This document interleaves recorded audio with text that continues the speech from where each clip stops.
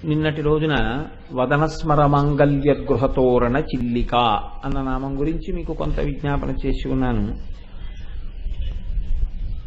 ఇవాళ వసిన్యాది దేవతలు అంటారు అమ్మవారిని వక్త్రలక్ష్మీ పరీవాహ చలన్మీ నాభలోచన అని పిలిచారు. అమ్మవారి యొక్క కన్నుల గురించి మాట్లాడుతున్నారు.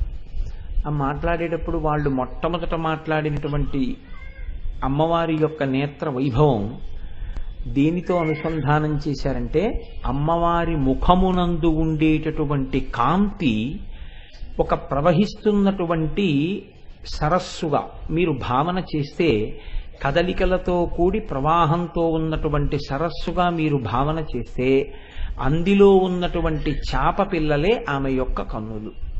నీటి ప్రవాహానికి అందం పూర్ణత్వం ఎప్పుడు కలుగుతుంది అంటే అందులో చాప పిల్లలు ఉన్నప్పుడే కలుగుతుంది.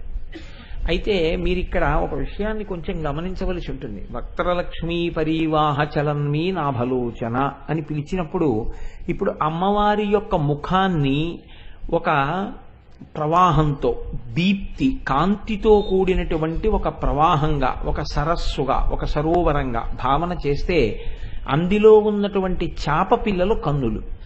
కన్నులు చాప పిల్లలైతే ఉపమాన ఉపమేయ సంబంధము దీనికి పడింది, కన్నులకు చాపలకు పడింది.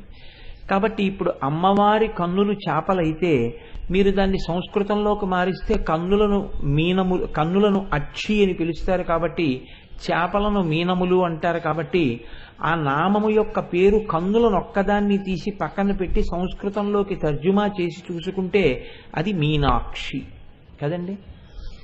కానీ ఈ నామాన్ని లలితా సహస్రనామ స్తోత్రంలో వసిన్యాది దేవతలు ఎక్కడైనా వాడారా?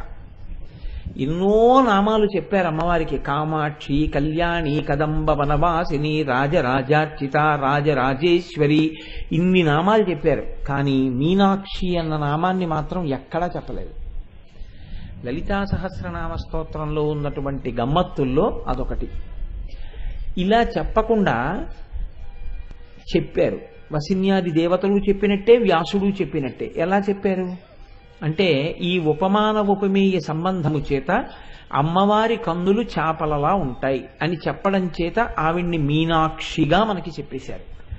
ఇప్పుడు అమ్మవారి కన్నులను చాపలతోనే ఎందుకు పోల్చాలి?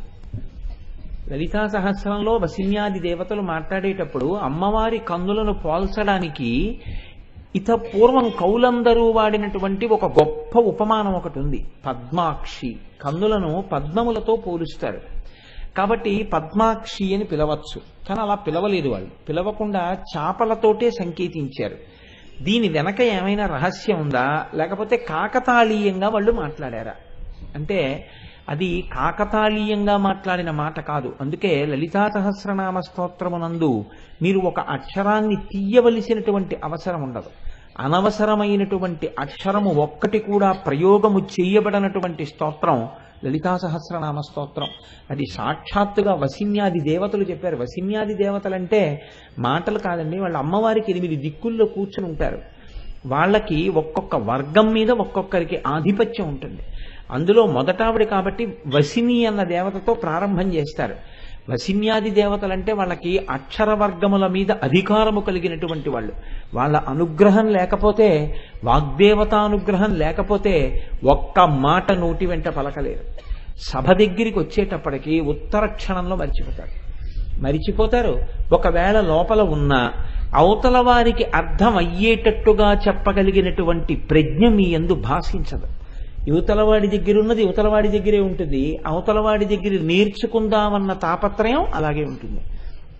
ఇక్కడ లేదా ఉంది, అక్కడ లేదా ఆర్తి ఉంది. కానీ ఆ ఆర్తికి తగినటువంటి విద్య యువతలవారి యందున్న ఈ విద్య అవతలవారి ఆర్తి తీర్చడానికి పనికిరాదు.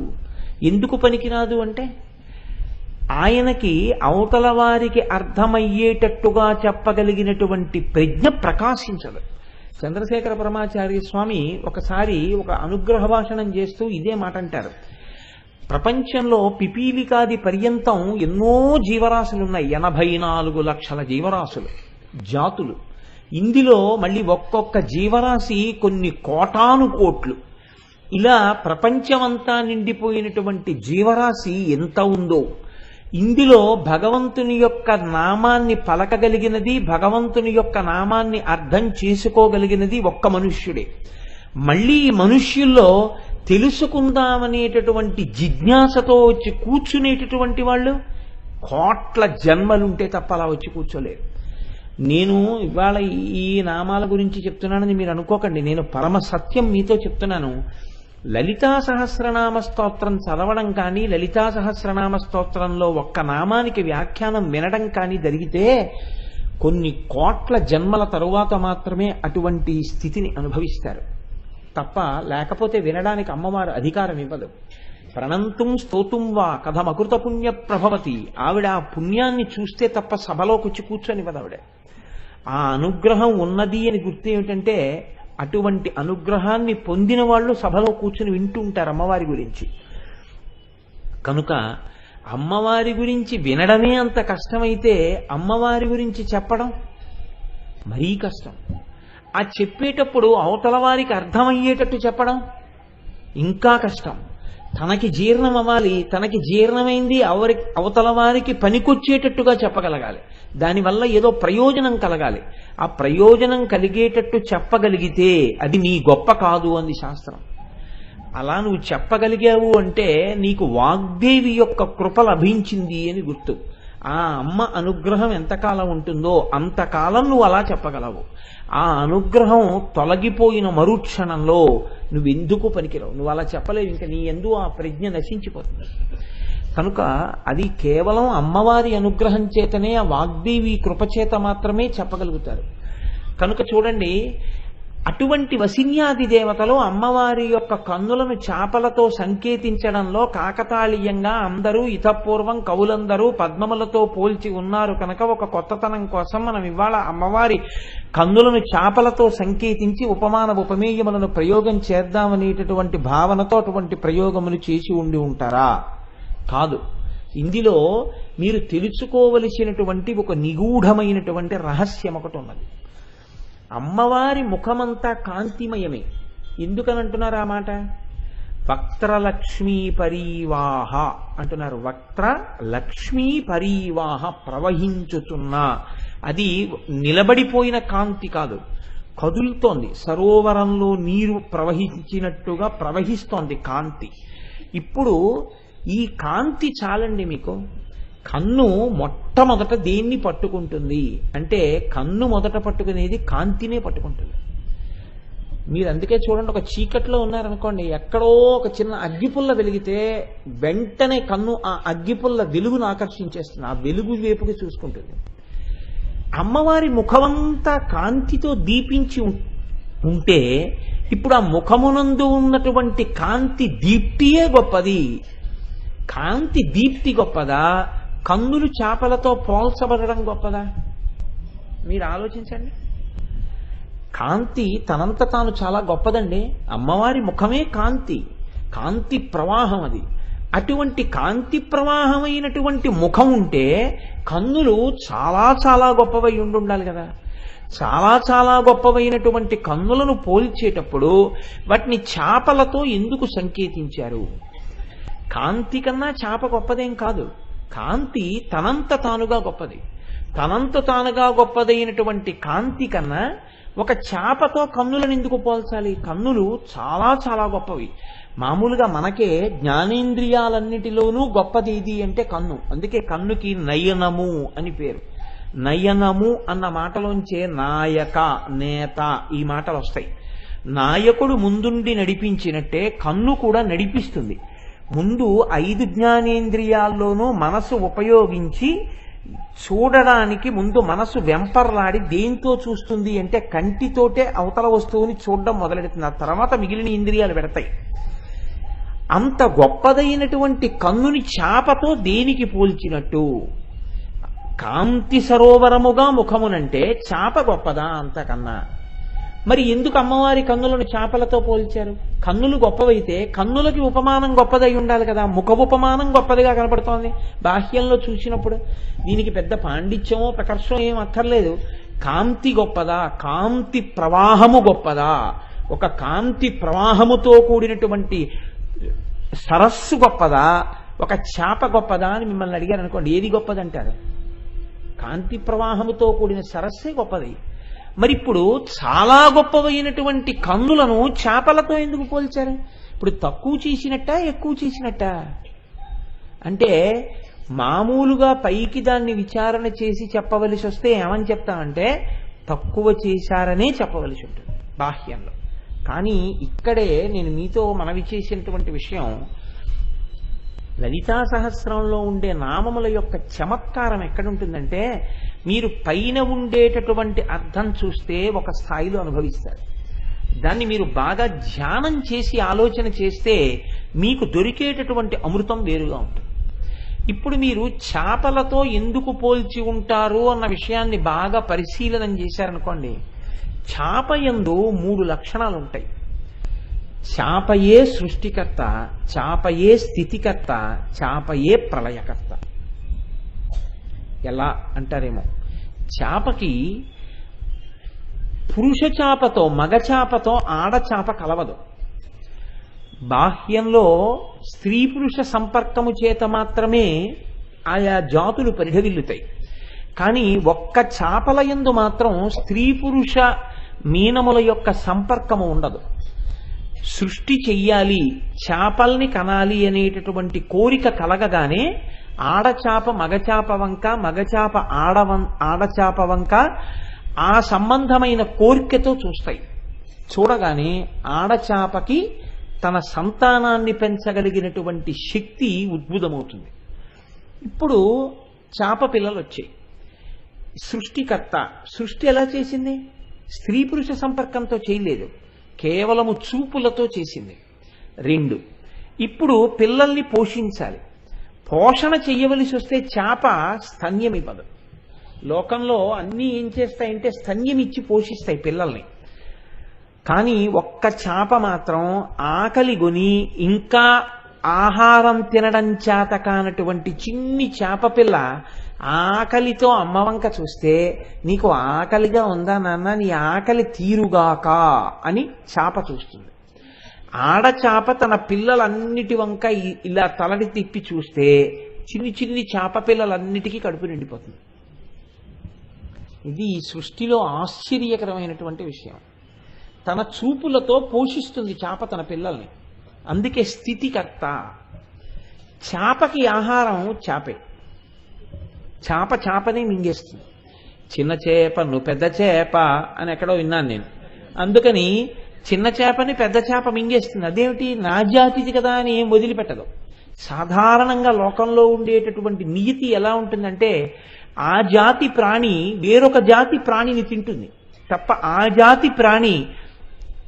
జాతి ప్రాణిని మింగేయడం అనేటటువంటిది చాలా అరుదుగా ఉంటుంది తెలిసి. కానీ చేపలలో ఉండే గమ్మత్తు ఏమిటంటే, పెద్ద చేపలు చిన్న చేపల్ని మింగేస్తాయి తెలిసి ఉండే కడుపు నింపుకోవడానికి. పరబ్రహ్మము కూడా సృష్టి చేసేటప్పుడు స్త్రీ పురుష సంపర్కము కానీ ప్రకృతి పురుష సంపర్కము కానీ బాహ్యముగా మానవాళి యందు జీవకోటి యందు ఎలా ఉంటుందో పరాత్పరుడి యందు అలా ఉండదు. అందుకే పోతన గారు భాగవతంలో ప్రార్థన చేస్తే, శ్రీకైవల్య పదంబు చేరుటకునై చింతించదన్ లోక రక్షైకారంభకు భక్తపాలన కళా సంరంభకున్ దానవోద్రేక స్తంభకు కేళి లోల విలస దృగ్జాల సంభూత నానా కంజాత భవాండ కుంభకు అన్నారు. కేళి లోల విలస దృగ్జాల సంభూత నానా కంజాత భవాండ కుంభకు. ఎవరు ఈ లోకములను సృష్టించాలి అనేటటువంటి కోరికతో ఇలా చూసేటప్పటికి బ్రహ్మాండములన్నీ వచ్చాయో, తన చూపుల చేత ఈ లోకములనన్నింటినీ సృష్టించగలిగినటువంటి శక్తి కలిగిన పరబ్రహ్మమున్నాడో అన్న మాట వేశారు. అది బ్రహ్మసూత్రాల్లో మాటది. ఇప్పుడు పరబ్రహ్మమును గూర్చి అలా చెప్తోంది బ్రహ్మసూత్రం, అలా చెప్తోంది వేదం. ఆయన చూపులతో ఈ బ్రహ్మాండములను సృష్టిస్తాడు. చూపులతో సృష్టించగలిగినటువంటి పరాత్పరుడు ఎటువంటి వాడో, చూపులతో తన జాతిని సృష్టించగలిగినటువంటి చేప అటువంటిది. చూపుల చేత తన పిల్లల్ని పోషించుకోగలిగినటువంటి శక్తి పరమాత్మకి ఎలా ఉందో, చూపుల చేత తన బిడ్డల్ని పోషించుకోగలిగిన శక్తి ఈశ్వరుడికి అలా ఉంటుంది. ఈశ్వరుడు పోషించాలి అనుకున్నప్పుడు ఎక్కడి నుంచో ఏదో తీసుకొచ్చి పోషించాడు. ఆయన ప్రసన్న దృక్కులతో చూస్తాడు, అంతే పోషింపబడతారు. అసలు మీకు ఇంకొక పెద్ద రహస్యం చెప్పనండి, పోషణ అన్న మాటలో ఉన్న రహస్యం. మీలో పోషణ అనేటటువంటిది హీనాతిహీనమైన స్థాయిలో శరీరం, అత్యున్నత స్థాయిలో జ్ఞానం. చాలా గొప్ప స్థాయిలో పోషింపబడేది జ్ఞానం, హీనాతిహీన స్థాయిలో పోషింపబడేది శరీరం. మీరు నైవేద్యం పెట్టి తినండి, నైవేద్యం పెట్టకుండా తినండి, శరీరం పోషింపబడుతుంది. మీరు నైవేద్యం పెట్టి తిన్నా శరీరం పోషింపబడుతుంది. కానీ మీరు నైవేద్యం పెట్టి మీరు ఏది అనుభవించినా నేను ఇలా దీనిని అనుభవించడాన్ని ఈశ్వరుడు అంగీకరిస్తాడా? ఇది ఒక్కటే ప్రశ్న. మనిషి తరిస్తాడు అనడానికి గుర్తేమిటో తెలుసా అండి? ఇంకొకళ్ళ సర్టిఫికెట్లు ఉండవు. నువ్వు ఒక పని చేసే ముందు నేను ఇలా చెయ్యడాన్ని ఈశ్వరుడు అంగీకరిస్తాడా? దీన్ని మీరు పరిశీలనం చేసుకుని ఈశ్వరుడు అంగీకరిస్తాడు అనిపిస్తే మీరు చేసేయచ్చు. ఈశ్వరుడు దీన్ని అంగీకరించడు అని మీకు అనిపించింది అనుకోండి, ఉత్తర క్షణం మీరు దాన్ని వదిలిపెట్టేశారనుకోండి, మీరు చేయడం ఆపేశారనుకోండి, విషయానుభవమునందు నివేదన స్వభావమున్నది.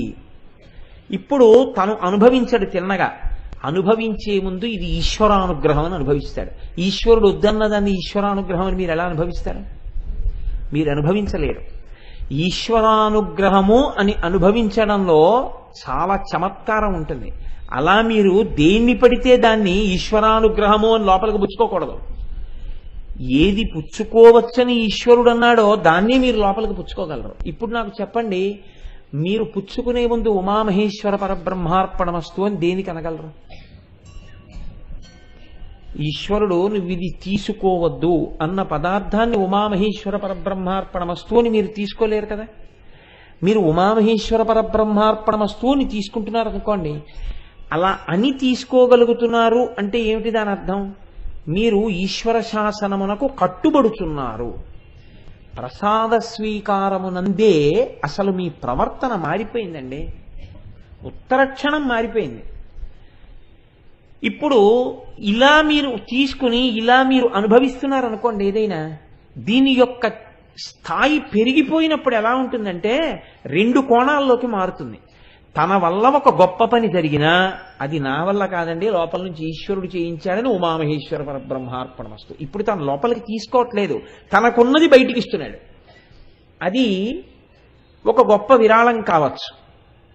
నేను పేర్లు చెప్పకూడదు, ఆయనకి ఇష్టం ఉండదు. మనలోనే ఉన్నారు ఒక మహాత్ముడు. ఆయన నా మాట మేరకి ఒక చోట ఒక పెద్ద విరాళం ఇచ్చారు. కానీ ఆయన అన్నారు, నా పేరు వద్దండి గురువుగారు అన్నారు. ఆయన ఇచ్చేసే ముందు నేను ఎక్కడ పొంగిపోయానంటే, లేచి నిలబడి ఆ ద్రవ్యాన్ని ఇస్తూ ఉమామహేశ్వర పరబ్రహ్మార్పణమస్తు అంటూ ఇచ్చి రెండు చేతులతో నమస్కారం చేశారు.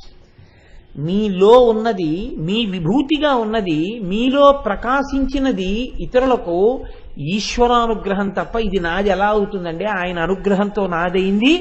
ఆయన అనుగ్రహం కోసం ఆయన చేత నా ఉపాధి ద్వారా ఇప్పింపబడి నన్ను సార్థకత చేకూర్చడానికి ఉపయోగపడింది అని మీరు ఉమామహేశ్వర పరబ్రహ్మార్పణమస్తు అని ధారపోయగలిగారనుకోండి, ఆ క్షణంలో మీ యందు జ్ఞానము ప్రకాశించింది, ఈశ్వరానుగ్రహం కలిగిందప్పుడు మీకు.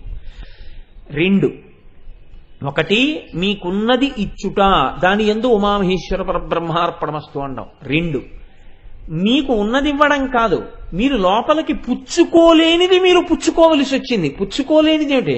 అది పుచ్చుకోవడం మీకు ఇష్టం కాదు అంటే నా ఉద్దేశ్యం కష్టం, పరమ కష్టం.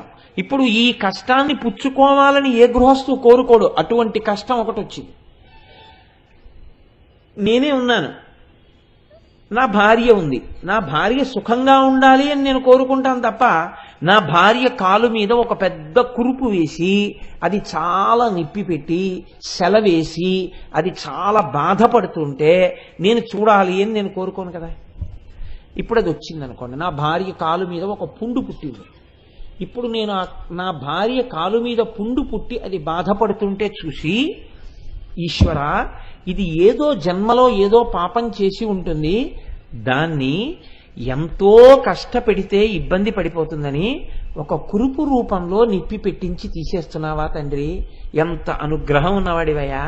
కురుపుని పెడుతోందేమో కానీ నిత్య జీవితంలో ఏవీ పాడవలేదు కదా, అన్ని నడుస్తున్నాయి కదా, నాకు వండి పెట్టగలుగుతోంది, ఈశ్వరారాధన చేసుకుంటోంది, తన పని తను చేసుకుంటోంది. ఇది కదా జగదంబాని అనుగ్రహం అంటే అని నేను అన్నాను అనుకోండి. నాకు ఇష్టం లేని దాన్ని ఈశ్వరానుగ్రహంగా నేను ఇష్టంగా లోపలికి తీసుకుంటున్నాను. ఇది ఈశ్వర ప్రసాదము అని లోపలికి పుచ్చుకున్నాను. ఈ పుచ్చుకోవడానికి ఆది ఎక్కడా అని అడిగారు. నీవు తినడం దగ్గర ఆది. అసలు అది చేత కాలేదనుకోండి, ఎప్పటికీ జీవితంలో మార్పు రాదు. సున్నా. ఎన్ని విన్నా ప్రయోజనమేమీ ఏమీ ఉండదు. ఏమీ ఉండదు. ఎందుకు ఉండదు? ఏది మార్పేది? నువ్వు తింటున్నది ఉమామహేశ్వర పరబ్రహ్మార్పణమస్తు అని తిన్ననాడు కదా. ఉమామహేశ్వర పరబ్రహ్మార్పణమస్తు కాకపోతే లక్ష్మీనారాయణ పరబ్రహ్మార్పణమస్తు అని. దానికి నాకేం అభ్యంతరం ఏం లేదు. నామరూపాలతో ఉన్నది బ్రహ్మం కాబట్టి వేదం అంగీకరించిన రూపాన్ని నువ్వు అనుసంధానం చేయవచ్చు. చేసి లోపలికి పుచ్చుకోవడం అలవాటైతే దాని యొక్క తీవ్ర స్థాయిలో ఇంకొకటి కూడా నీకు అలవాటు అవుతుంది మెల్లమెల్లగా. ఇప్పుడు ఈ పోషించడం అనేటటువంటిది అన్నంతో మొదలుపెట్టి వాడు కృతజ్ఞుడై అలా అనకుండా తిన్నా ఆయన పోషిస్తాడు. అమ్మ అన్న గౌరవం లేకుండా అమ్మని నిలదీసిన వాణ్ణి, అమ్మ మీద చెయ్యెత్తిన దుర్మార్గులకు కూడా అమ్మ అన్నమే పెడుతుంది తప్ప అమ్మ విషయం చేత్తో పెట్టదు. అలా పరమాత్మకి నమస్కారం చెయ్యని పాపాత్ముడికి కూడా పరమాత్మ అన్నమే పెడతాడు. అమ్మకి పరమాత్మకి ఒక్కటే లక్షణం ఉంటుందండి. కానీ అందుకే నేను అన్నమాట, హీన స్థాయిలో ఉపాధి పోషణ, పై స్థాయిలో జ్ఞాన పోషణ. ఇది ఎక్కడి నుంచి వస్తుంది?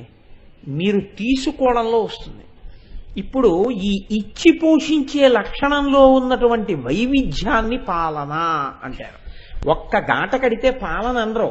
పరిపాలన అంటే ఎవరిని ఎలా చూడాలో, ఎంత గౌరవం ఇవ్వాలో అంత గౌరవం ఇచ్చి వారిని ఆయా స్థాయిలలో ఉద్ధరించగలగడం పరిపాలన. ఒక తండ్రికి ఒక కొడుకు ఉంటాడేమో, ఒక తండ్రి భక్తికి కొడుకు వారసుడు కావాలని లోకంలో నియమం ఉండదు. ఒక తండ్రికి ఇద్దరు కొడుకులు ఉంటారేమో, పెద్ద కొడుకులా చిన్న కొడుకు ఉండాలని ఉండదు, చిన్న కొడుకులా పెద్ద కొడుకు ఉండాలని ఉండదు.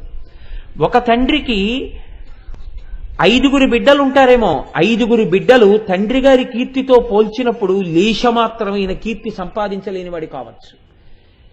ఎవరి యొక్క భక్తి, ఎవరి యొక్క ఈశ్వరానుగ్రహం వారిదే. అది ఉపాసనని బట్టి ఉంటుంది. బిడ్డలు ఉంటారేమో, భార్య ఉంటుందేమో, అన్నదమ్ములు ఉంటారేమో, అక్క చెల్లెళ్ళు ఉంటారేమో, స్నేహితులు ఉంటారేమో, కానీ ఉపాసన బలం మాత్రం ఎవరిది వారిది. అక్కడ మాత్రం ఏం రాజీ ఉండదు. ఇంకా కాకపోతే రక్షణ యందు మారుతుంది. ఆయన భార్య కాబట్టి రక్షింపబడడంలో కొంత తేడా ఉంటుంది. ఆయన ఏడుస్తాడేమో నా ఆవిడ్ని రక్షించవచ్చు, ఆయన ఏడుస్తాడేమో నా బిడ్డలు రక్షింపబడచ్చు, ఆయన ఏడుస్తాడేమో అని చెప్పి ఆయన వస్తువులు కొన్ని రక్షింపబడచ్చు. కానీ ఆయన ఉపాసన ఆయనతో ఉన్న వాళ్ళకి కూడా రావాలి అంటే అలా రావాలని నియమం ఏం లేదు. ఒక్కొక్కసారి ఎలా ఉంటుందంటే, ఒకే ఇంట్లో బతుకుతూ భార్యకున్నంత భక్తితో ఆవిడ తరించిపోతున్నట్టు భర్త తరించలేడు. చాలా గమ్మత్తుగా ఉంటుందండి. ఇది పరిపాలన అంది శాస్త్రం. ఇది స్థితికారుడంటే కేవలం అన్నం పెట్టి పోషించేయడం కాదు. ఈ స్థాయిలో పోషణ చేసేటప్పుడు పైకి చూసినప్పుడు ఎలా ఉంటుంది? అందరినీ పోషిస్తాడు. చేప కూడా అంతే. ఆకలి అని చూస్తే ఎవరి వంక చూడాలి? అందుకే ఆర్తి జిజ్ఞాసురర్థార్థి జ్ఞానీచ భరతర్షభ, నా వంక నలుగురు చూస్తున్నారయా అన్నాడు పరమాత్మ. ఆర్తితో ఉన్నవాడు ఆయన వంకే, ఆర్తి జిజ్ఞాసువు ఆయన వంకే, అర్ధార్థి ఆయన వంకే, జ్ఞాని ఆయన వంకే, నలుగురు ఆయన వంకే. జ్ఞానిని పోషించినట్టుగా జిజ్ఞాసుని పోషించడు, అర్ధార్థికి ఇచ్చినట్టుగా జ్ఞానికి ఇవ్వడు. జ్ఞానికి అర్థం చూస్తే సంతోషపడిపోడు, జ్ఞానము పెరిగితే సంతోషిస్తాడని ఆయనకి జ్ఞానం ఇస్తాడు, వీడికి అర్థం ఇస్తాడు. ఎవడు దేనికి ఆనందిస్తాడో అది వాడికి ఇస్తాడు. ఎవడు దేనికి ఆనందిస్తాడో నీ పక్క వాళ్ళకి తెలిసినట్టు కాదు, నీ మనసు ఆయనకి తెలుసు, అది నీకు ఇస్తాడు. అందుకే కొంతమంది లీకి మాట మాట్లాడుతుంటారు, ఆయనకి సరస్వతీ కటాక్షం ఉంది కానీ లక్ష్మీ కటాక్షం లేదండి అని. నువ్వెవడు ఆ మాట అనడానికి? ఆయనకి ఏ కటాక్షం ఇవ్వాలో ఈశ్వరుడికి తెలుసు. నీకెందుకు లేనిపోని నిర్ణయాలు, నీకెందుకు ఆ తీర్పులు? ఆయనకి ఏ కటాక్షం పొందాలో ఆయనకి తెలుసు ఆయనకి ఏమి ఇవ్వాలో ఈశ్వరుడికి తెలుసు. పోతన గారు దరిద్రుడు అన్నాడు అనుకోండి, ఎవడో అన్నవాడు పాడయ్యాడేమో కానీ పోతన గారు పాడవుతారా? పోతన గారు కోరుకున్నది మోక్షం, శ్రీకైవల్య పదంబు చేరుటకునై. అంతేగాని నాకు అంత ఐశ్వర్యం కావాలని పోతన గారు అడగను లేదు. పరమేశ్వరుడికి ఇవ్వవలసిన అవసరం ఉన్నది. ఏడిచేవాళ్ళు చాలా మంది ఉన్నారు, వాళ్ళకి ఇస్తాడు. ఆ తర్వాత ఎప్పుడో తెలుసుకుంటాడు, ఏం పట్టుకెళ్ళానరా ఇందులో, అలా అడగలేకపోయాను అనుకుంటాడు. కాబట్టి ఇప్పుడు అందరెవరి వంక చూడాలి? ఆయన వంకే చూడాలి. చేపలన్నీ పిల్లలన్నీ ఎవరి వంక చూడాలి? పోషణకి తల్లి వంకే చూడాలి. ఇప్పుడు తల్లి ఏం చేస్తోంది? పోషణ యందు తేడా లేదు, సమానంగా పోషిస్తోంది. వాటిలో మార్పుని బట్టి వాటి ఉత్తరం ఉంటుంది. కాబట్టి లయకారకత్వం ఎవరు చేస్తున్నారు? చాపే చేస్తోంది. ఆ చాపే మింగేస్తోంది. ఈ సృష్టించిన వాడే మనందరినీ ఒకానొకనాడు లయం చేసుకుంటున్నాడు. ఏ పరబ్రహ్మము మనని సృష్టించిందో ఆ పరబ్రహ్మమే మళ్ళీ దీన్ని పంచభూతాల్లో కలుపుతుంది. ఇంకా వేరే ఒకడెవరే ఉండడు ఇంకా పంచభూతాల్లో కలపడానికి, వాడే ఉంటాడు. అందుకే మీరు సనాతన ధర్మమునందు చాలా గొప్పగా ఉంటుంది ఒక మాట, మృత్యువు దేవత. సనాతన ధర్మంలో మృత్యువు శత్రువు కాడు, మృత్యువు దేవత, మృత్యుదేవత. ఎందుకని? నీ శరీరము జర్జరీభూతమైపోయి మంచంలోంచి లేచి మలమూత్రములు విసర్జించలేని స్థితిలో కూడా ఇంకా పాడుగూడు పట్టుకుని వేలాడుతుంటే, చాలేవయా ఏం చేసావు దీంతో, ఇంకేం చేద్దామని ఇంకొకటి ఇస్తాను, అందులో ఏమైనా ఏడిస్తే ఏడని విడిపించేవాడు ఎవడో, వాడు దేవత. లేకపోతే అందులో పడి ఉంటావు ఆ గూట్లో. విడిపించాడు కాబట్టి వాడు దేవతేనయా అన్నారంతే. సనాతన ధర్మము యొక్క కోణం అలా ఉంటుంది తప్ప ఎవ్వరినీ అసలు వేరు కోణంలో చూడడం అన్నది సనాతన ధర్మానికి ఉండదు. ఇంద్రియ లౌల్యం ఎవరికి ఉంటుందో వాళ్లే చాలా దైన్యమునందున్నవాడిగా చూస్తుంది శాస్త్రం. వాడు ఉద్ధరింపబడాలని కోరుకుంటుందంతే. కనుక ఇప్పుడు లయ ఎవరు చేస్తున్నారు? చాపే చేస్తోంది. ఆడచాపయే పోషించినట్టు, ఆడచాపయే సృష్టించినట్టు, ఆడచాపయే తినేసినట్టు. అమ్మవారి కన్నులు చాపలైతే ఆవిడ తన చూపులతో సృష్టిస్తోంది, తన చూపులతో పోషిస్తోంది, తన చూపులతో లయం చేస్తోంది. ఇది మీనాక్షి. మీనాక్షి అన్న మాటని ప్రకటంగా వాడకుండా మీనాక్షి తత్వమును తీసుకొచ్చి ఇప్పుడు చెప్పు, కాంతి స్రోతస్సు, కాంతితో కూడిన ప్రవాహము గొప్పదా, ఆ చాపలుగా ఉన్న కన్నులు గొప్పవా? ఆ కన్నులే గొప్పవి. సృష్టి స్థితి లయ ఇప్పుడు ఆ కంట్లో ఉన్నాయి. ఆ కంటి శక్తి అది. మన కంటికే ఉంది. మన కంటికి రెండే శక్తులు. ఇది నాదైతే బావుండునో, అవలేదు కనురాపు, అయింది వ్యామోహం, అంతే.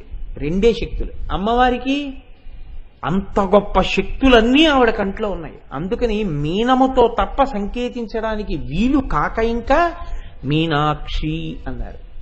మీకు ఇంకా ఆశ్చర్యకరమైన ఒక విషయాన్ని ఒకటి మీకు విజ్ఞాపన చేసే ప్రయత్నం చేస్తాను. మీకు మిగిలినటువంటి దేవతా స్వరూపములు భూమండలం మీద ప్రవర్తించి మనుష్యులలాగే ఇక్కడ బిడ్డల్ని కన్నారా అని ప్రశ్న వేయవలసి వచ్చిందనుకోండి. మీకు శ్రీ మహావిష్ణువు యొక్క అవతారములలో రామావతారం అలా బిడ్డల్ని కంది. పూర్ణంగా మనుష్యుల్లా ప్రవర్తించింది. అందుకే లవకుశుల బిడ్డల్ని కన్నాడు రామచంద్రమూర్తి. సీతమ్మ తల్లి గర్భిణి అయి గంగ ఒడ్డున ఆశ్రమంలో ఉంది. 11,000 సంవత్సరములు పరిపాలన చేశాడు రామరాజ్యమనైన.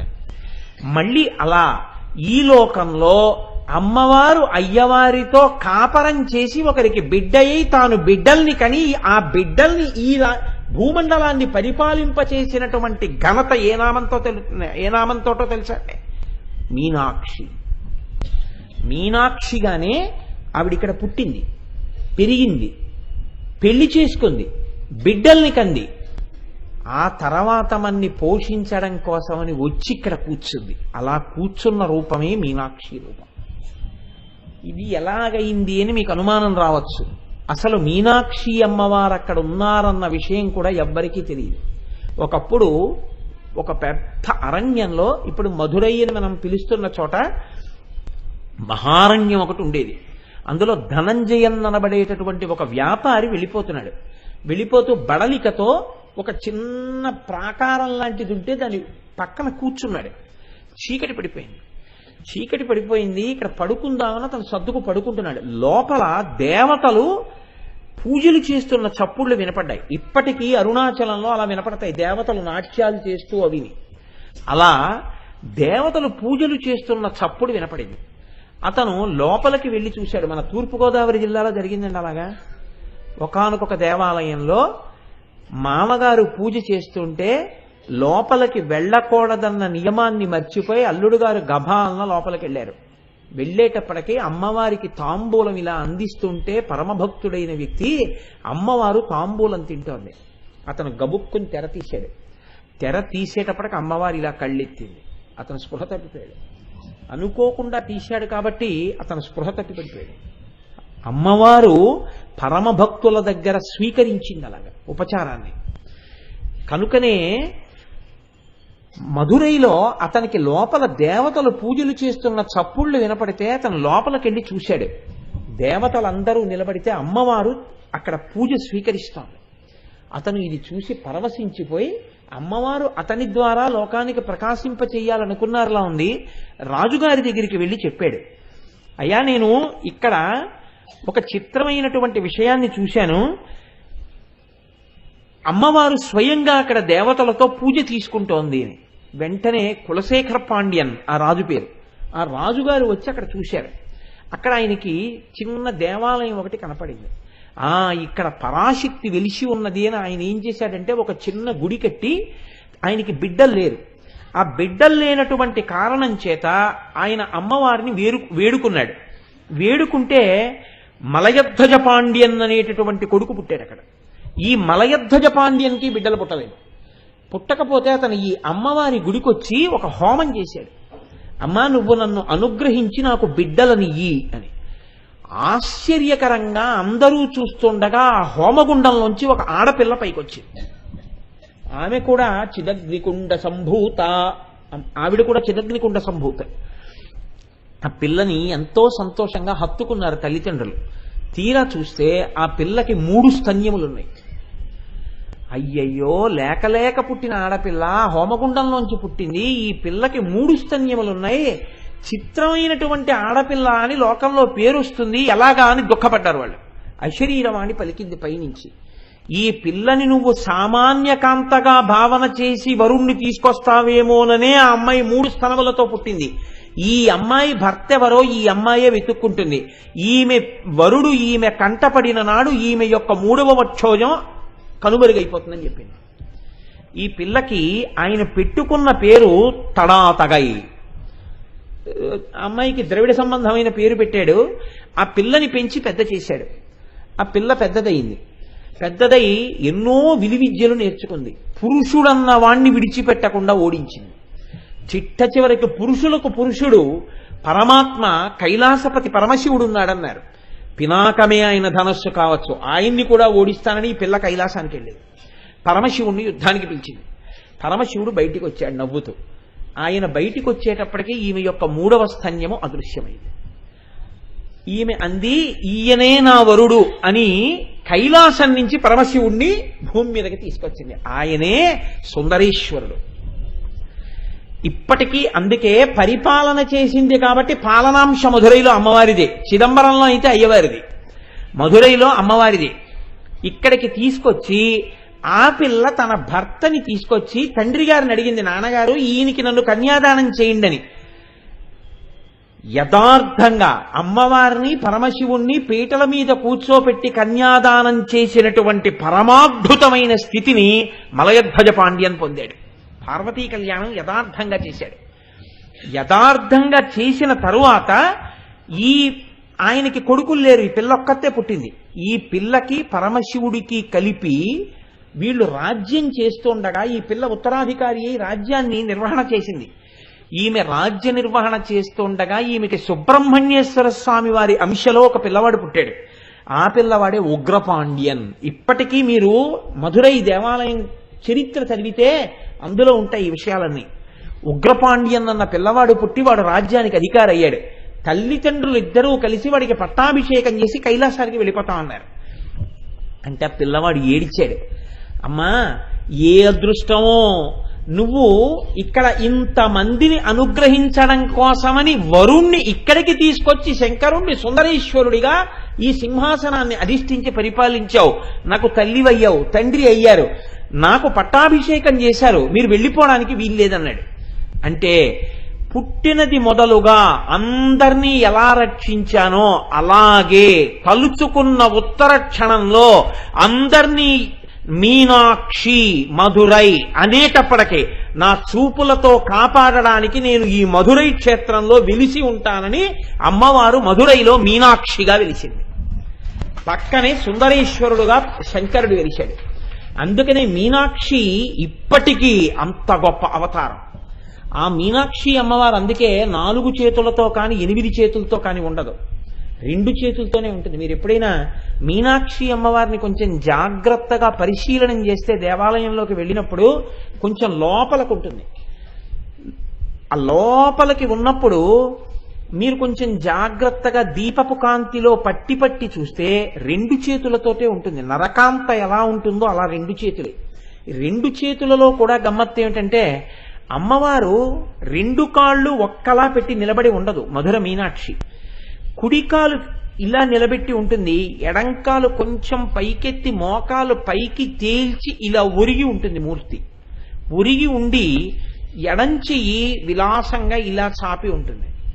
ఉండి కుడి చేత్తో ఇలా ఒక పుష్ప గుచ్చం పట్టుకుంటుంది. ఈ పుష్పగుచ్చం ఇలా చెవి దగ్గరికి పట్టుకుంటుంది. ఈ చెవి దగ్గర పట్టుకున్న పుష్పగుచ్చం మీద ఒక రామచిలక ఉంటుంది. ఈ రామచిలక ఎర్రటి ముక్కుతో స్ఫుటంగా ఉంటుంది. కొప్పు ఈ పాండ్య దేశస్థులు ద్రవిడ దేశస్థులు వేసుకునేటటువంటి కొప్పు, గొల్ల కొప్పు ఆ తల్లి గోదాదేవి ఎలా వేసుకుంటుందో అటువంటి కొప్పు వేసుకుంటుంది. వేసుకుని ఇలా తోమాల వెంకటేశ్వరుడు ఎలా వేసుకుంటాడో అలా ఒక తోమాల ఒక్కటి వేసుకుంటుంది. వేసుకుని నిలబడి ఉంటుంది మధుర మీనాక్షి. మీరు కావాలంటే ఎక్కడైనా మీనాక్షి అమ్మవారి యొక్క ఫోటో చూడండి. దీనికి పెద్దలు ఏం చెప్తారంటే అమ్మవారు 2 స్థాయిల్లో గమనిస్తుంటుంది. ఒకటి, చూసేటప్పుడు ఆవిడ ఇలా చెయ్యి పెట్టి ఇలా పుష్పగుచ్చం పట్టుకుని అలా చూస్తూ ఉంటుంది. ఈ చూపులలో ఉన్న గొప్పతనం ఏమిటంటే మీరు ఈ బ్రహ్మాండంలో ఎక్కడ నిలబడి నమ్మి మీనాక్షి అనండి, ఆవిడ వెంటనే చూస్తుంది, చూసి కాపాడుతుంది. అలాగే చెప్పడంలో పరవశించి చెప్తున్నాడా, ఇది ఆవిడ వింటుంది. ఎవరు చెవికి దగ్గరగా ఉంటారంటే పువ్వుల మీద ముక్కు ఎర్రబడిన చిలక కూర్చుని ఉంటుంది. అంటే భగవత్ సంబంధమైన విషయం చెప్పేటప్పుడు తాను పరవశుడైపోయి ఆ పారవస్యం చేత ఒళ్ళు మరిచిపోయి రాగరంజితమైన ముఖంతో పారవస్యంతో చెప్తున్నవాడెవడున్నాడో అటువంటి వాడి మాటల్ని దగ్గరకి తీసుకుని తన చెవులతో విని పొంగిపోతూ ఉంటుంది ఆవిడ. అందుకని ఆవిడిచ్చిన జ్ఞానమే ఆ పుష్పాలు. దాని మీదే కూర్చుని ఆ చిలక ఉంటే ఆ చిలక పలుకులు వినడానికి ఇలా కుడి చెవికి దగ్గరికి పెట్టుకుని ఉంటుంది. మీరు ఎప్పుడైనా మధుర మీనాక్షి అమ్మవారిని కొంచెం బాగా పరిశీలనగా చూసే ప్రయత్నం చెయ్యండి, మీకు అన్ని రహస్యాలు అందులో ద్యోతకం అవుతాయి. కాబట్టి ఆవిడ కన్నులతో చూసి పోషిస్తూ ఉంటుంది. ఆ తత్వమే, ఆ తల్లియే ప్రత్యేకించి ఈ భూమండలం మీద మనం 1.5 రోజులు మనది కాదు అని అనుకుంటే ఉత్తర క్షణంలో మీరు మధురై వెళ్ళిపోగలరు. ఏముందండి, ఇవాళ సర్కార్ ఎక్కితే తెల్లారేపటికి చెన్నై, అక్కడ మళ్ళీ వైఘై ఎక్స్ప్రెస్ ఎక్కితే మధ్యాహ్నానికో సాయంకాలానికో మధురై వెళ్ళిపోతారు. చిత్రం ఏమిటో తెలుసా అండి, సుబ్రహ్మణ్యాంశలో పుట్టినటువంటి వాడు ఉగ్రపాండ్యన్ అయితే సుబ్రహ్మణ్యేశ్వరుడి యొక్క కళ్యాణం జరిగినటువంటి తిరుచెందు ఇంకొక కోవిల కూడా అక్కడే మధురైకి చాలా దగ్గరలో ఉంటుంది. సుబ్రహ్మణ్యుడిది చాలా గొప్ప క్షేత్రం, పరమోత్కృష్టమైన క్షేత్రం. పూర్వం అందుకే ఎవరైనా పుస్తకం రాస్తే ఇందులో లోకానికి పనికొచ్చే విషయాలు ఉన్నాయా లేవా అంటే మధురై తీసుకెళ్లేవారు. సరస్వతీ కోనేరులో పుస్తకం పడేసేవారు. పుస్తకం మునిగిపోతే దాన్ని వదిలిపెట్టి వచ్చేసేవారు. పుస్తకం పైకి తేలితే ఇది లోకానికి పనికొస్తుందని పట్టుకొచ్చి ప్రతులు రాసేవారు. ఆ కోనేరొక్కటే చెప్పేసేది, అది పనికొస్తుందో పనికిరాదో చెప్పేసేది. అటువంటి కోనేటితో సహా ఎన్నో చిత్రములు కలిగినటువంటి క్షేత్రము మధురై క్షేత్రము. అటువంటి మధురైలో ఉన్న అమ్మ మీనాక్షి. ఇప్పుడు ఆ మీనాక్షి చూపులతో పోషించి చూపుల యొక్క కారుణ్యము చేతనే ఇక్కడ నిలబడిపోయింది. అలా నిలబడిపోయిన తల్లికి చేసిన ప్రస్తుతియే వక్త్రలక్ష్మీ పరివాహ చలన్మీనాభలోచన. ఇప్పుడు చెప్పండి, ఈ నామం గురించి చెప్పుకుంటూ ఈ నామం గురించి వింటూ అది మీనాక్షియే అని మీరు అన్న మరుక్షణంలో మీ మీద ఎవరి చూపులు పడుతున్నాయి? మీనాక్షి అమ్మవారి చూపులు పడుతున్నాయి. మీనాక్షి సృష్టిస్తుంది, పోషిస్తుంది, లయం చేస్తుంది. మీ అజ్ఞానాన్ని లయం చేస్తుంది, మిమ్మల్ని పోషిస్తుంది. కోరికలు ఉన్నటువంటి వాళ్ళకి అయ్యో వంశం రాలేదన్న కోరిక, పిల్లలు పుట్టలేదన్న కోరిక, ఇటువంటి కోరికలు ఉన్నవారి యందు ఆ కోరికలు తీరేటట్టుగా ప్రకాశింపచేస్తుంది. కాబట్టి ఇన్ని ఏకకాలమునందు ఇయ్యగలిగిన తల్లి, అక్కడి నుంచి చూసి ఇక్కడ కోరికలు తీర్చగలిగిన తల్లి. కాబట్టి ఆ మీనాక్షి అన్న నామము అంత గొప్ప నామము. అమ్మ ఓసారికి చూడు అని మీరంటే ఆవిడ పట్ల అపచారం. ఎవరినైనా అయితే ఓసారికి చూడండి అనాలట. అమ్మ అంటే చాలట, ఆవిడ వెంటనే మీ వంక చూస్తుందట. ఎదరెదర మీరు చూద్దరు కానీ భవాని త్వం దాసే అని శంకరాచార్యుల వారు శ్లోకం చేశారు. భవాని అనేటప్పటికీ ఆవిడ మోక్షం ఇచ్చేస్తుంది. కాబట్టి అటువంటి తల్లి, అందుకని ఆ తల్లి కన్నులకు మీనముల చేత సంకేతించి మీనాక్షి అన్న పేరు ఇచ్చారు. మీరు చూడండి, ఇందులో ఒక గమ్మత్తైనటువంటి విషయాన్ని ప్రతిపాదన చేస్తారు. అమ్మవారి కన్నులు కారుణ్యముతోటే ఉన్నాయా, మీకు పనికొచ్చే ఇతర విషయాలు ఇంకా ఏమైనా ఉంటాయా? కారుణ్యము అన్న మాట నేను వాడగానే ఇలాంటి సభల్లో ఉన్న పెద్దలెవరు కాదన్నారు అనుకోండి, నాలాంటి మూర్ఖుడు ఒకడు ఉంటాడు. వాడు ఏమంటాడంటే, నాకెందుకండి కారుణ్యం, ఐ హేట్ సింపతి అంటాడు. నాకేం కారుణ్యం అక్కర్లేదే, నాకెందుకండి కారుణ్యం, నేనేమంతా ఇంకొక కారుణ్యం మీద బతకవలసినంతటువంటి దైన్యంతో నేను లేని.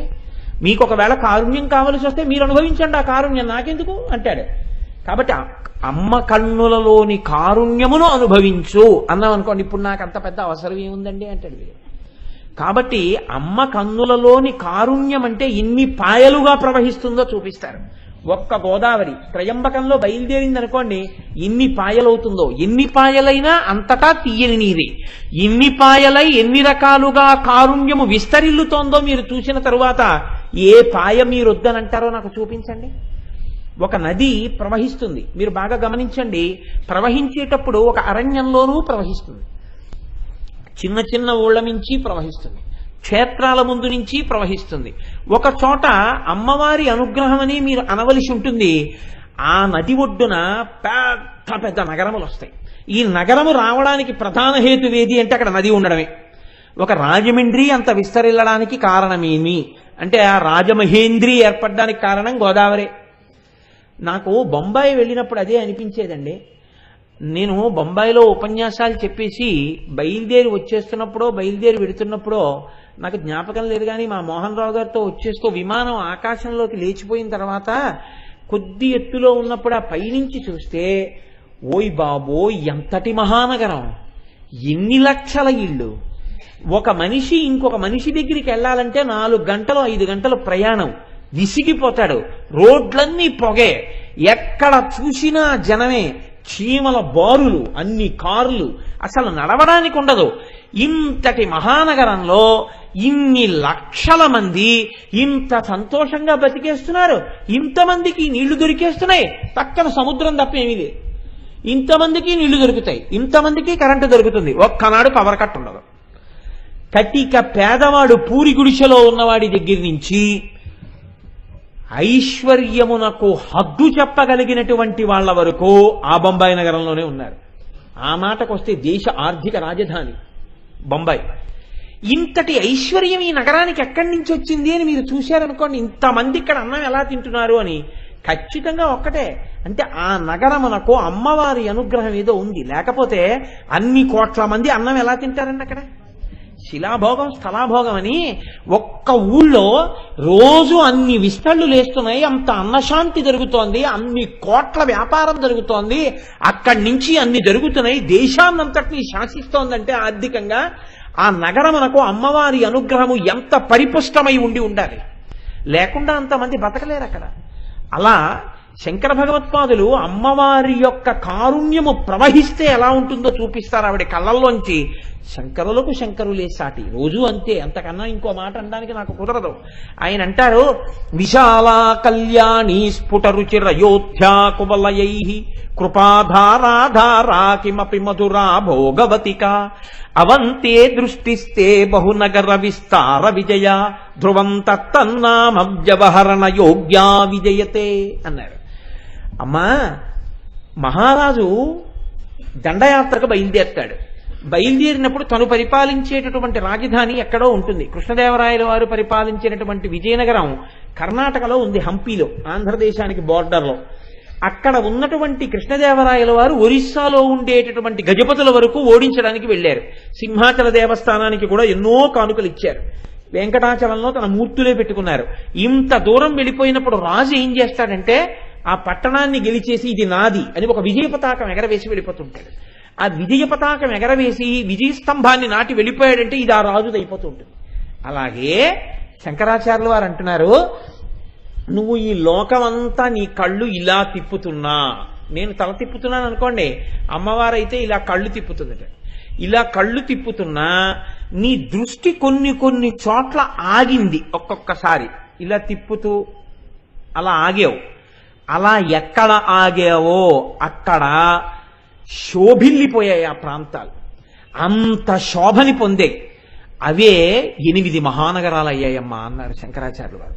ఆ 8 మహానగరాలు ఎక్కడున్నాయి? నీ కంటి దృష్టిలోంచి వచ్చాయి ఆ నగరాలు అన్నారు. కాదు కాదు, ఆ నగరాల పేర్లు నీ కంటికి పేర్లే అన్నారు. నీ కంటి పేర్లే ఆ నగరాలకు వచ్చాయమ్మా అన్నారు. ఇదో గమ్మత్తు. అసలు ఎలా వచ్చాయి శంకర అంది. అమ్మవారు కూడా తెల్లబోయి ఉంటుందండి అసలు శంకరాచార్యులు వారి మాటలకి. ఆవిడ నవ్వు నవ్వి, నాకు చాలా విచిత్రంగా ఉంది శంకరా నువ్వు చెప్పింది ఏది చెప్పు అంటే, విశాలా కళ్యాణి అన్నారు ఆయన. విశాల అనబడేటటువంటి ఒక నగరం ఏర్పడింది. ఏది విశాల? భారతదేశంలో బదరీనాథ్. బదరీనాథ్ని విశాల అని పిలుస్తారు. ఎవ్వరికైనా కోరిక ఇది అంటే జీవితంలో ఒక్కసారి బదరీ కేదారాలు వెళ్ళాలని కోరుకుంటారు. అంత గొప్ప బదరీనాథ్, ఆ క్షేత్రానికి అంత గొప్పతనం రావడానికి కారణం అమ్మవారి యొక్క దృష్టి ప్రసారం కాసేపు అక్కడ నిలబడింది. పైకి అమ్మవారి దృష్టి విశాల. విశాల అంటే ఎక్కడో ఒక్కచోట పడేటటువంటి దృష్టి కాదు.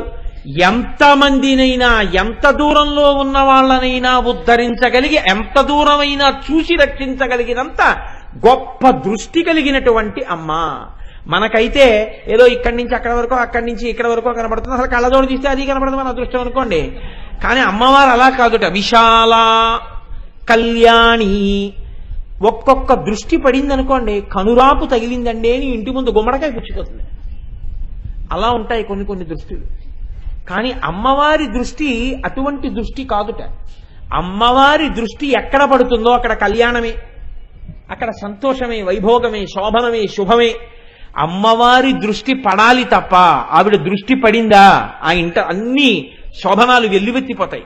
కాబట్టి విశాల కళ్యాణి స్ఫుటరుచిరయోధ్యా కువలయై.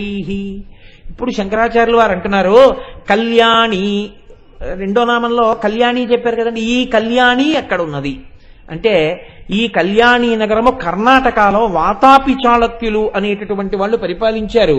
దాన్నే తరువాతి కాలంలో కళ్యాణి చాళుక్యులు అన్న వాళ్ళు పరిపాలించారు.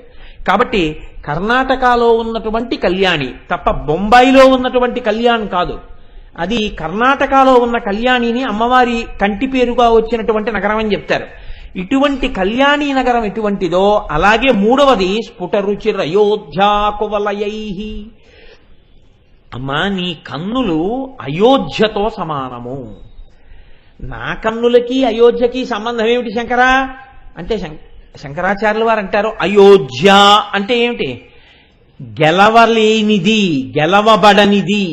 కాబట్టి దానికి అయోధ్య అని పేరు. శత్రువులు గెలవలేనిది. అమ్మవారి కన్నులకు అయోధ్య అన్న పేరు ఎందుకు వచ్చిందిట? అయోధ్య కువలయై. నల్ల కలువల చేత గెలవబడని కన్నుల సౌందర్యం ఉన్నది. అంటే అంత నల్లని కన్నులు ఉన్నదిట. అమ్మవారి కన్ను ఎరుపు ఎక్కదు. ఎవడు ఎంత తాత్సారం చేయనివ్వండి, ఎంత అల్లరి చేయనివ్వండి లోకంలో, ఆ తల్లి మాత్రం చిరునవ్వు నవ్వుతూ ఉంటుంది. కోపం తెచ్చిపెట్టుకుంటుందే తప్ప అమ్మకి నిజంగా కోపం ఏమిటండి? అందుకే ఆవిడికి ప్రళయతాండవం లేదు. ప్రళయతాండవ సాక్షిణి ఆవిడ చూస్తుంది అంతే. ఆవిడ లాస్య ప్రియా, ఆవిడ లాస్యం చేస్తుంది తప్ప ఆవిడ నాట్యం చేయదు. అలా తాండవం చేసేవాడు, మహాప్రళయం చేసేవాడు, దానికి ఆయన ఉన్నారు. ఆవిడ సాక్షిని, అలాంటి పనులు ఆవిడ చేయదు. అమ్మతనం అంటే అమ్మతనమే. ఆ అందం అలా తీసుకొచ్చారు ఋషులు. కాబట్టి ఇప్పుడు ఈ తల్లి యొక్క వైభవానికి అమ్మ కన్నులు చాలా నల్లగా ఉంటాయి. ఇప్పుడు అయోధ్యానామం ఎలా సరిపోతుంది అంటే, అమ్మ నీ కన్నులు దుర్భేజ్యములు, అయోధ్య ఎలా గెలవబడదో నీ కన్నులు కూడా గెలవబడవు. ఎందులో గెలవబడవు? నీ కన్నుల యొక్క నలుపుతనంతో పోటీ చేసి ఇవి ఎంత నల్లగా కాంతితో ఉంటాయో మేమంత నల్లగా కాంతితో ఉంటామనుకున్నటువంటి నల్ల కలువలు తమ కాంతి చేత, రంగు చేత నీ కన్నుల యొక్క కాంతి ముందు, రంగు ముందు ఓడిపోయాయి. కాబట్టి అయోధ్యా కువలయై, నల్ల కలువలు ఓడించలేకపోయినటువంటి కన్నులు కనుక నీ కన్నులు కూడా అయోధ్యలే. ఇది అమ్మవారి కన్నుల అందం చెప్పడానికి బాగుందేమో కానీ మనకేం పనికొస్తుందండి అని మీరు అడగచ్చు. విశాల అన్నప్పుడు ఆవిడ దృక్కు విశాలంగా ఉంటుంది కాబట్టి ఎక్కడున్నా మన మీద పడింది, బాగుంది. కళ్యాణి, ఆ అమ్మ దృష్టి పడితే మనకి చక్కగా అన్ని శుభాలు జరుగుతాయి, బాగుంది. అయోధ్య, ఆవిడ కన్ను యొక్క సౌందర్యము గెలవబడనిది. దీనివల్ల నాకేమిటి లాభం అంటే, ఇక్కడే మీరు కొంచెం జాగ్రత్తగా గమనిస్తే మీకు ఒక లక్షణం గోచరిస్తుంది. అమ్మవారి కన్నుల యొక్క నలుపు గెలవబడలేదు అంటే ఆ అమ్మ కన్ను ఎరుపెక్కదు. అమ్మ కన్ను ఎరుపెక్కకపోవడమే మీకు శ్రీరామ రక్ష. అమ్మ కన్నే ఎరుపెక్కుంటే రావణాసురుడు ఎప్పుడో నిహతుడైపోయి ఉండేవాడు. అందుకే హనుమ రామాయణంలో శిశుపావృక్షం మీద కూర్చుని ఈ తల్లి తుల్యశీలావయో వృత్తాం తుల్యాభిజన లక్షణాం రాఘవోర్హతి వైదేహీం తం చేయమసి తేక్షణ అంటారు.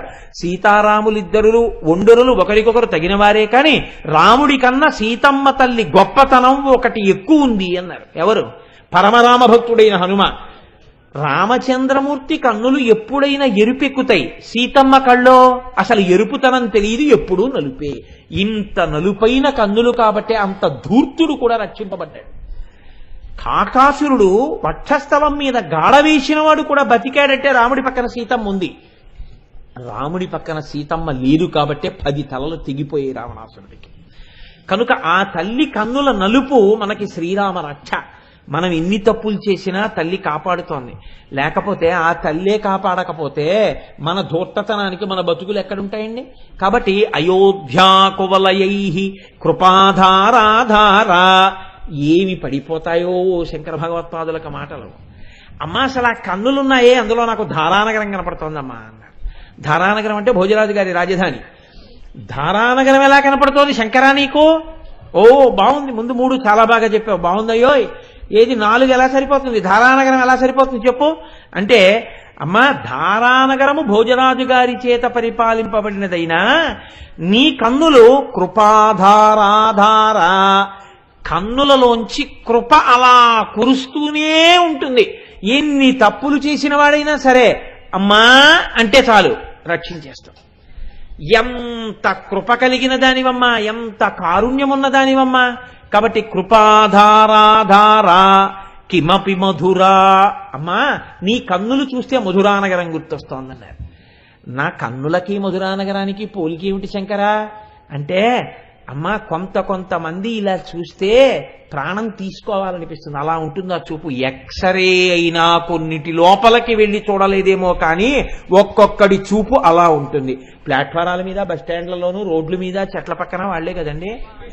కాబట్టి గంబంబు వ్రేయుచు వెటపాటవాడు మొలయనంతంత చేరువ బొలయునింటి చూచున తంది బొరిబొరి కీచకుండు అంటాడు. ఆ చూపులలో ఉండేటటువంటి ఆకలి ఎలా ఉంటుందో తిక్కన గారు మహాభారతం విరాట పర్వంలో కీచకుడి యొక్క చూపుల్లో చూపిస్తారు ఆ ద్రౌపదిని చూడడంలో. అమ్మా నీ చూపులు అటువంటి చూపులు కావమ్మా. తీయటి పదార్థం పిల్లాడికి ఎంత సంతోషంగా ఉంటుందో నీ చూపులు అమ్మ చూపులై లోకాన్ని కాపాడడానికి అమ్మ చూపులుగా అంత మాధుర్యంతో ఉంటాయమ్మా. కాబట్టి కృపాధారాధారా కిమపి మధురా భోగవతిక. ఇప్పుడు అంటున్నారు భోగవతి. భోగవతి అనేటటువంటిది కాంబాత్ అనేటటువంటి ప్రదేశంగా గుజరాత్లో ఉంది. భోగవతిక నీ అనుగ్రహము వలననే లోకములో ఎన్ని భోగములున్నాయో అన్ని భోగములను పొందడానికి కావలసినటువంటి ఐశ్వర్యమును స్థితిని పొందుతాడు. మీరు ఒక విషయాన్ని బాగా జ్ఞాపకం పెట్టుకోవాలి. భోగము అన్న మాటకు అర్థం ఏమిటో తెలుసా అండి? అనుభవించుట అని అర్థం. ఐశ్వర్యం వేరు, భోగం వేరు. మీరు ఒక్కొక్కరిని చూశారో లేదో, కోట్లకి పడగలెత్తి ఉంటాడు, ఓ డొక్కు సైకిల్ మీద వెళ్ళిపోతుంటాడు. అంటే ఐశ్వర్యము దీని కొరకు అంటే వీడి గత జన్మల పుణ్యము ఐశ్వర్యమై ఉన్నది, ఇది వాడి బిడ్డలకు ఎడుతుంది. గత జన్మల పాపబలం ఎక్కువగా ఉంది, సైకిల్ మీదే వెళ్ళి దరిద్రం అనుభవిస్తుంటాడు. వాడికి లేక కాదు, వాడు వెళ్ళలేక కాదు, వాడు వెళ్ళడంతే. ఎందుకంటే వాడు దరిద్రం అనుభవిస్తాడు. అలాగే ఎప్పుడూ కొంతమంది నిలవబెట్టిన పదార్థమే తింటారు. కుచేల తాంబూలం అని లోకంలో ఒక సామెత ఉంది. ఎప్పుడూ ఎండిపోయిన ఆకులతోటే తాంబూలం, వాడు ఎప్పుడూ మంచి తాంబూలం వేసుకోడు. లేదా వాడు ఎప్పుడు నిలవలేని అప్పుడే వండిన పదార్థాన్ని వాడు తింటాడు. ఎందుకంటే ఎప్పుడు దాన్ని ఎందుకు పాడి చేయడం అని దాన్ని వీడి తినేస్తాడు, మిగిలిన వాళ్ళు చక్కగా వేడి తింటుంటారు. ఈ దరిద్రం వాడు అనుభవిస్తుంటాడు. అందుకే కొంతమంది మీరు తినేయండి నేను ఆఖరణ తింటానంటారు. ఎందుకు ఈ మాట అంటే, ఒకవేళ వీడు కలిసి తినేస్తే వాళ్ళ కోసం వీడేమైనా వదిలేస్తే, వాళ్ళు తినకుండా వదిలేస్తే పదార్థం పాడైపోయిందని అందరూ వదిలేసింది వీడు మొత్తం తినేస్తాడు. ఆకలి ఉన్నా లేకపోయినా దానికి ఆకలితో సంబంధం ఏం లేదు, అది ఇన్ఫినిట్. ఎంతైనా తినేస్తుంది ఆ కడుపు. దేని కొరకు? అది ఇంకోడికి పెట్టకుండా ఉండడం కొరకు. ఇలాంటి దీన్నే రుద్రాధ్యాయంలో మాట అంటారు, ద్రాపేయం ధస్వస్పతే దరిద్రం నీలలోహిత ఏషాం పురుషాణాం ఆభేర్మో రోమో ఏచాం కించనా మమత్ అంటుంది మంత్రం. ఇంట్లో ఐశ్వర్యం ఉండడం వేరండి, ఐశ్వర్యాన్ని అనుభవించడం వేరు. ఐశ్వర్యం ఉండడానికి, ఐశ్వర్యం అనుభవించడానికి మధ్యలో వచ్చి నిలబడేది ఎవరంటే అలక్ష్మి. అలక్ష్మీర్మే నశ్యతాం త్వాం రుణే ఆదిత్యవర్ణే తపసోధి జాతో వనస్పతస్తవ వృక్షోధ బిల్వః తస్య ఫలాని తపసా నుదంతు మాయాంతరాయాశ్చ బాహ్యా అలక్ష్మీః ఉపైతు మాం దేవసకః కీర్తిశ్చ మణినాసః అని శ్రీ సూక్తంలో అడుగుతాం. అమ్మవారు శ్రీఫలం ఆ శ్రీవృక్షం కింద కూర్చొని తపస్సు చేసింది. కాబట్టి ఆ తల్లి అనుగ్రహం లేదనుకోండి, ఇంట్లో ఐశ్వర్యం ఉంటుంది, వీడికి అనుభవంలోకి రాదు. ఇంట్లో ఎప్పుడూ పళ్ళుంటాయి, ఎప్పుడూ స్వీట్లుంటాయి, వీడి ఒంట్లో డయాబెటీస్ ఉంటుంది. ఇంట్లో రకరకాల పచ్చళ్ళు ఉంటాయి, వీడికి బీపీ ఉంటుంది. ఇంట్లో మెత్తటి పరుపులు ఉంటాయి, వీడికి నిద్ర పట్టదు. అందుకని వీడు ఎక్కడ ఉంటాడంటే, చీకటి పడిన తర్వాత చీకట్లో ఎప్పుడు గోడల దగ్గర గొంతుల దగ్గర తిరుగుతూ ఉంటాడు. ఆయన ఏమిటంటే ఎప్పుడు చూసినా అలా తిరుగుతూ ఉంటాడు అంటే, ఆయనకి నిద్ర పట్టదండి పాపం, ఏం చేస్తాడు అలా తిరుగుతూ ఉంటాడు రాత్రిలో. ఎప్పుడో తెల్లవారకట్ట 4ంటికి అందరూ అనుష్ఠానం చేసుకునే వేళ వీడికి నిద్ర పట్టి 9ంటికి లేస్తాడు. వీడి జీవితంలో సంధ్యావందనం ప్రాయశ్చిత్తం లేకుండా చేయలేడు. ఇదే వాడి ప్రారంభం అంతే, 4ంటికే నిద్ర వస్తుంది వాడికి. మీరు కొంతమందిని చూడండి. నాకు ఒక ఆయన తెలిసిన ఆయన ఉండేవాడు, సభలో ఉంటే అదో ఇబ్బంది కూడాను, ఈయన చెప్పినందుకు సభలో చెప్పాడు అనుకుంటారు. 2-3 రోజులు పనులు పెట్టేసుకునేవాడు. పనులు పెట్టేసుకుని రాత్రి పగలు ఆ 2-3 రోజులు పనులన్నీ చేసేసుకుని సెకండ్ సాటర్డే సండే వస్తే శుక్రవారం రాత్రి పడుకుని శనివారం నాడు ఉదయం 10ంటికి లేచేవాడు. నోరు పొక్కిలించి టిఫిన్ తిని మళ్ళీ పడుకునేవాడు. మధ్యాహ్నం లేచి అన్నం తినేసి మళ్ళీ పడుకునేవాడు. రాత్రి లేచి పుక్కిలించి పలహారం చేసి మళ్ళీ పడుకునేవాడు. సోమవారం పొద్దున్న స్నానం చేసి ఆఫీస్కి వచ్చేవాడు. ఏం చేశారండి అంటే నవ్వేవాడు. నవ్వుతారేంటంటే ఏం చేశారంటే, శుక్రవారం రాత్రి పడుకుని ఇప్పుడే లేచానండి అనేవాడు. అయ్యి బాబోయ్ అలా ఎలా సంభవం అంటే, ఏముందండి తినడానికి మా ఆవిడ లేపుతుంది, అప్పుడు లేచి నోరు పుక్కిలిస్తాననేవాడు. అందుకని కొంతమందికి అంత విచిత్రమైన స్వభావం ఉంటుంది. వీళ్ళకి ఎలా ఉంటుంది అంటే, ఒకడు భోగం కోసమే పుడతాడు, ఒకడు ఇంట్లో భోగం ఉన్నా అనుభవించలేడు. భోగము అనుభవము రెండూ కలియాలి అంటే ఈశ్వరానుగ్రహము ఉండాలి. ఇది ఏ భోగము పడితే ఆ భోగం కాదు, వేదం అనుమతించిన భోగం. ఇలా నేను జీవితంలో సుఖంగా గడపాలి అంటే అమ్మా భోగవతిక నీ అనుగ్రహం ఉండాలి. కాబట్టి విశాలా కళ్యాణి స్ఫుట రుచిరయోధ్యా కువలయై కృపాధారాధారా కిమపి మధురా భోగవతిక అవంతి దృష్టిస్తే బహునగర విస్తార విజయ. అవంతి, అవంతి అంటే ఉజ్జయిన్ మహాకాళ క్షేత్రం. మనం ఈ మధ్యకాలంలో 2 సంవత్సరాల్లో ఉంది వెళ్ళొచ్చాం కూడా, భస్మాభిషేకం. ఆ ఉజ్జయిన్ క్షేత్రంలో మహాకవి కాళిదాస్ గారికి అమ్మవారు అనుగ్రహించినటువంటి గొప్ప క్షేత్రం. ఆ ఉజ్జయిని క్షేత్రంలో అమ్మవారు వెలిసి ఉంది. అక్కడ ఉన్నటువంటి అమ్మవారిని ఏ పేరుతో పిలుస్తున్నారు అంటే కృపాధారాధారా కిమపి మధురా భోగవతిక అవంతి సృష్టిస్తే, అవంతి అంటే ఉజ్జయిని. అమ్మా అవంతి దృష్టిస్తే, అవంతి అన్న మాటకి అర్థం అవయ అంటే రక్షణ, రక్షింపబడుట. ఎంత కష్టంలో ఉన్నవాడైనా సరే అమ్మవారిని తలుచుకుంటే రక్షింపబడని వాడు ఉండడు. నేను ఎక్కడో గుంటూరులో ఉంది ప్రసాద్ బాబు గారు చెప్పాను. నేను మీరు నమ్మండి నమ్మపోండి, నేను ఏమీ అబద్ధం చెప్పట్లేదు, మీతో పరమ సత్యం చెప్తున్నాను. ఒకరోజు రాత్రి నిద్రపోవడానికి వెళ్ళిపోతుంటే ఫోన్ మోగింది. అయ్యి బాబోయ్, ఇప్పుడు ఎత్తితే ఒక్కొక్కరు 45 నిమిషాలు మాట్లాడుతుంటారు. అందుని భయం రాత్రి పడుకోవడానికి వెళ్లే ముందు ఫోన్ ఎత్తడం అంటే. ఎత్తనా వద్దా అని ఆలోచించి సరే చూద్దామని ధైర్యం చేసి ఎత్తాను. ఎత్తితే ఎవరో ఒక ఆవిడ ఏడుపు మొదలెట్టింది ఫోన్లో. ఏడుపు మొదలెడితే బాబు ఇదేంటి ఏడుస్తున్నారు ఈవిడెవరో అని. నేను అమ్మ మీరు సంభాళించుకుని మాట్లాడండి, మీరు ఎవరికి చేద్దామని అసలు ఫోన్ చేశారు అని అడిగా. అంటే ఏదైనా దుర్వార్త ఎవరికో చేయబోయి నాగం చేసేసిందేమో అని. అంటే ఆవిడ చాగంటి కోటేశ్వరరావు ఇల్లేనా అండి. అమ్మా నేనే. అయితే మీరు ఎందుకు దుఃఖపడుతున్నారు, మీరెవరు అసలు, ఎందుకు నాకంత దుఃఖంతో ఫోన్ చేస్తున్నారు అని అడిగారు. అడిగితే ఆవిడ అన్నారు, కోటేశ్వరరావు నేను ప్రస్తుతం హైదరాబాద్లో ఉన్నాను, నేను ఎప్పుడో ఎక్కడో మీరు ప్రసంగం చేస్తుండగా విన్నాను. అకస్మాత్తుగా మా వారు అన్నం తింటూ టేబుల్ మించి కింద పడిపోయారు. టేబుల్ మించి అంటే కుర్చీలోంచి కింద పడిపోతే ఆయన ఆసుపత్రికి తీసుకెళ్ళాం. డాక్టర్స్ ఏం చెప్పారంటే ఈయనకి చాలా అత్యవసరంగా గుండెకి శస్త్రచికిత్స చెయ్యాలి. ఏవో మూసుకుపోకూడనంత రీతిలో ఆయన గుండె కవాటములు మూసుకుపోయి ఉన్నాయి, ఉత్తర క్షణం తీసుకెళ్ళమన్నారు. తీరా ఇక్కడికి తీసుకొచ్చిన తర్వాత ఆపరేషన్ తొందరగా చేస్తే తప్ప బతకడానికి అవకాశం లేదు. ఆపరేషన్ చెయ్యడానికి వీలు లేనంత రీతిలో ఇతర రుగ్మతలు కొన్ని ఉన్నాయి, షుగర్ లాంటివి. ఇప్పుడు ఆయన బతుకుతాడా బతకడా ఆయన ఉన్న స్థితిలో అన్నది మేము చెప్పడం కష్టమని ఆయన్ని లోపలికి తీసుకెడుతున్నారు. పిల్లలు ఇంకా కన్యాదానం చెయ్యవలసిన స్థితికి వచ్చి ఉన్నారు, మేము కన్యాదానం చెయ్యాలి. ఈ స్థితిలో నాకు ఏమీ తోచక మీకు ఫోన్ చేశాను. మీరు నాకేమైనా ఉపశాంతి కలిగే మాటలు చెప్పగలరు. నాకు తెలుసు మీరేం మా ఆయన ప్రాణం పోయలేరు, నేను అటువంటి కోరికతో ఫోన్ చేయలే. ఆయన ఆపరేషన్ జరిగి తిరిగి వచ్చే వరకు నా మనస్సు పూనికతో పట్టుకుని ఇది ఉన్నది అని నమ్ముకోవడానికి ఏదైనా ఉందా, ఒక్క మాట నాకు చెప్తారా? నేను అది నమ్ముకుని అది నన్ను రక్షిస్తుంది అని నమ్ముకుని చదువుకుంటాను. ఆ తర్వాత ఎలా ఉండనివ్వండి, మీరేం చేయగలరు, ఒక్క మాట నాకేమైనా చెప్తారా అని అడిగారు ఆవిడ. నాకు ఆ తల్లి కోరిక చాలా సమంజసంగా అనిపించింది. యథార్థంగా మీకు చెప్తున్నాను, నాకు కూడా ఏం చెప్పాలో అర్థం కాలేదు. అలా ఏం రెడీ రకమారుగా దీనికి ఇలా చెప్పని సమాధానాలు ఉండవు లోకంలో. ఆవిడ కూడా చెప్తున్నారు, నువ్వేం బతికించలేవు నా భర్తనని, నేనేం చేయగలను ఆవిడికి. నేను ఆలోచించి ఎందుకు వచ్చిందో నాకు ఆలోచన, నేను అన్నాను, అమ్మ పసుపు కుంకములు అనేటటువంటివి అమ్మవారి చేత అనుగ్రహింపబడాలి. సువాసిని అన్నది అమ్మవారి అనుగ్రహం. మీరు ఒక పని చేయండి, పరమశివుడు హాలాహలం తాగినా శరీరమునకు ఇబ్బంది రాలేదు, కారణం నీ మంగళ సూత్రమే నీచవితాటంకములే అని శంకరాచార్యుల వారు సౌందర్యలహరిలో శ్లోకం చేశారు. సుధామప్యాస్వాద్య ప్రతిభజ జరా మృత్యుహరిణీం అంటూను.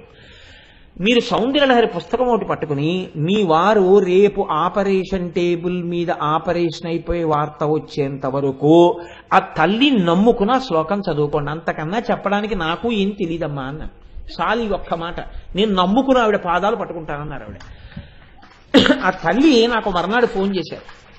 ఫోన్ చేసి ఆవిడ అన్నారు, మేము యథార్థం చెప్తున్నామమ్మా, మా పురుష ప్రయత్నమే తప్ప ఈయన బతుకుతారు అనేటటువంటి నమ్మకంతో మేం చేయలేదు, కానీ ఈశ్వరుని యొక్క అనుగ్రహం అన్నది చాలా గొప్పది, అందుకే ఆయన అనుగ్రహమే ఈయన్ని బతికించిందమ్మా. నిజంగా ఈ ఆపరేషన్ ఎలా సక్సెస్ అయిందో మాకు ఆశ్చర్యంగా ఉంది.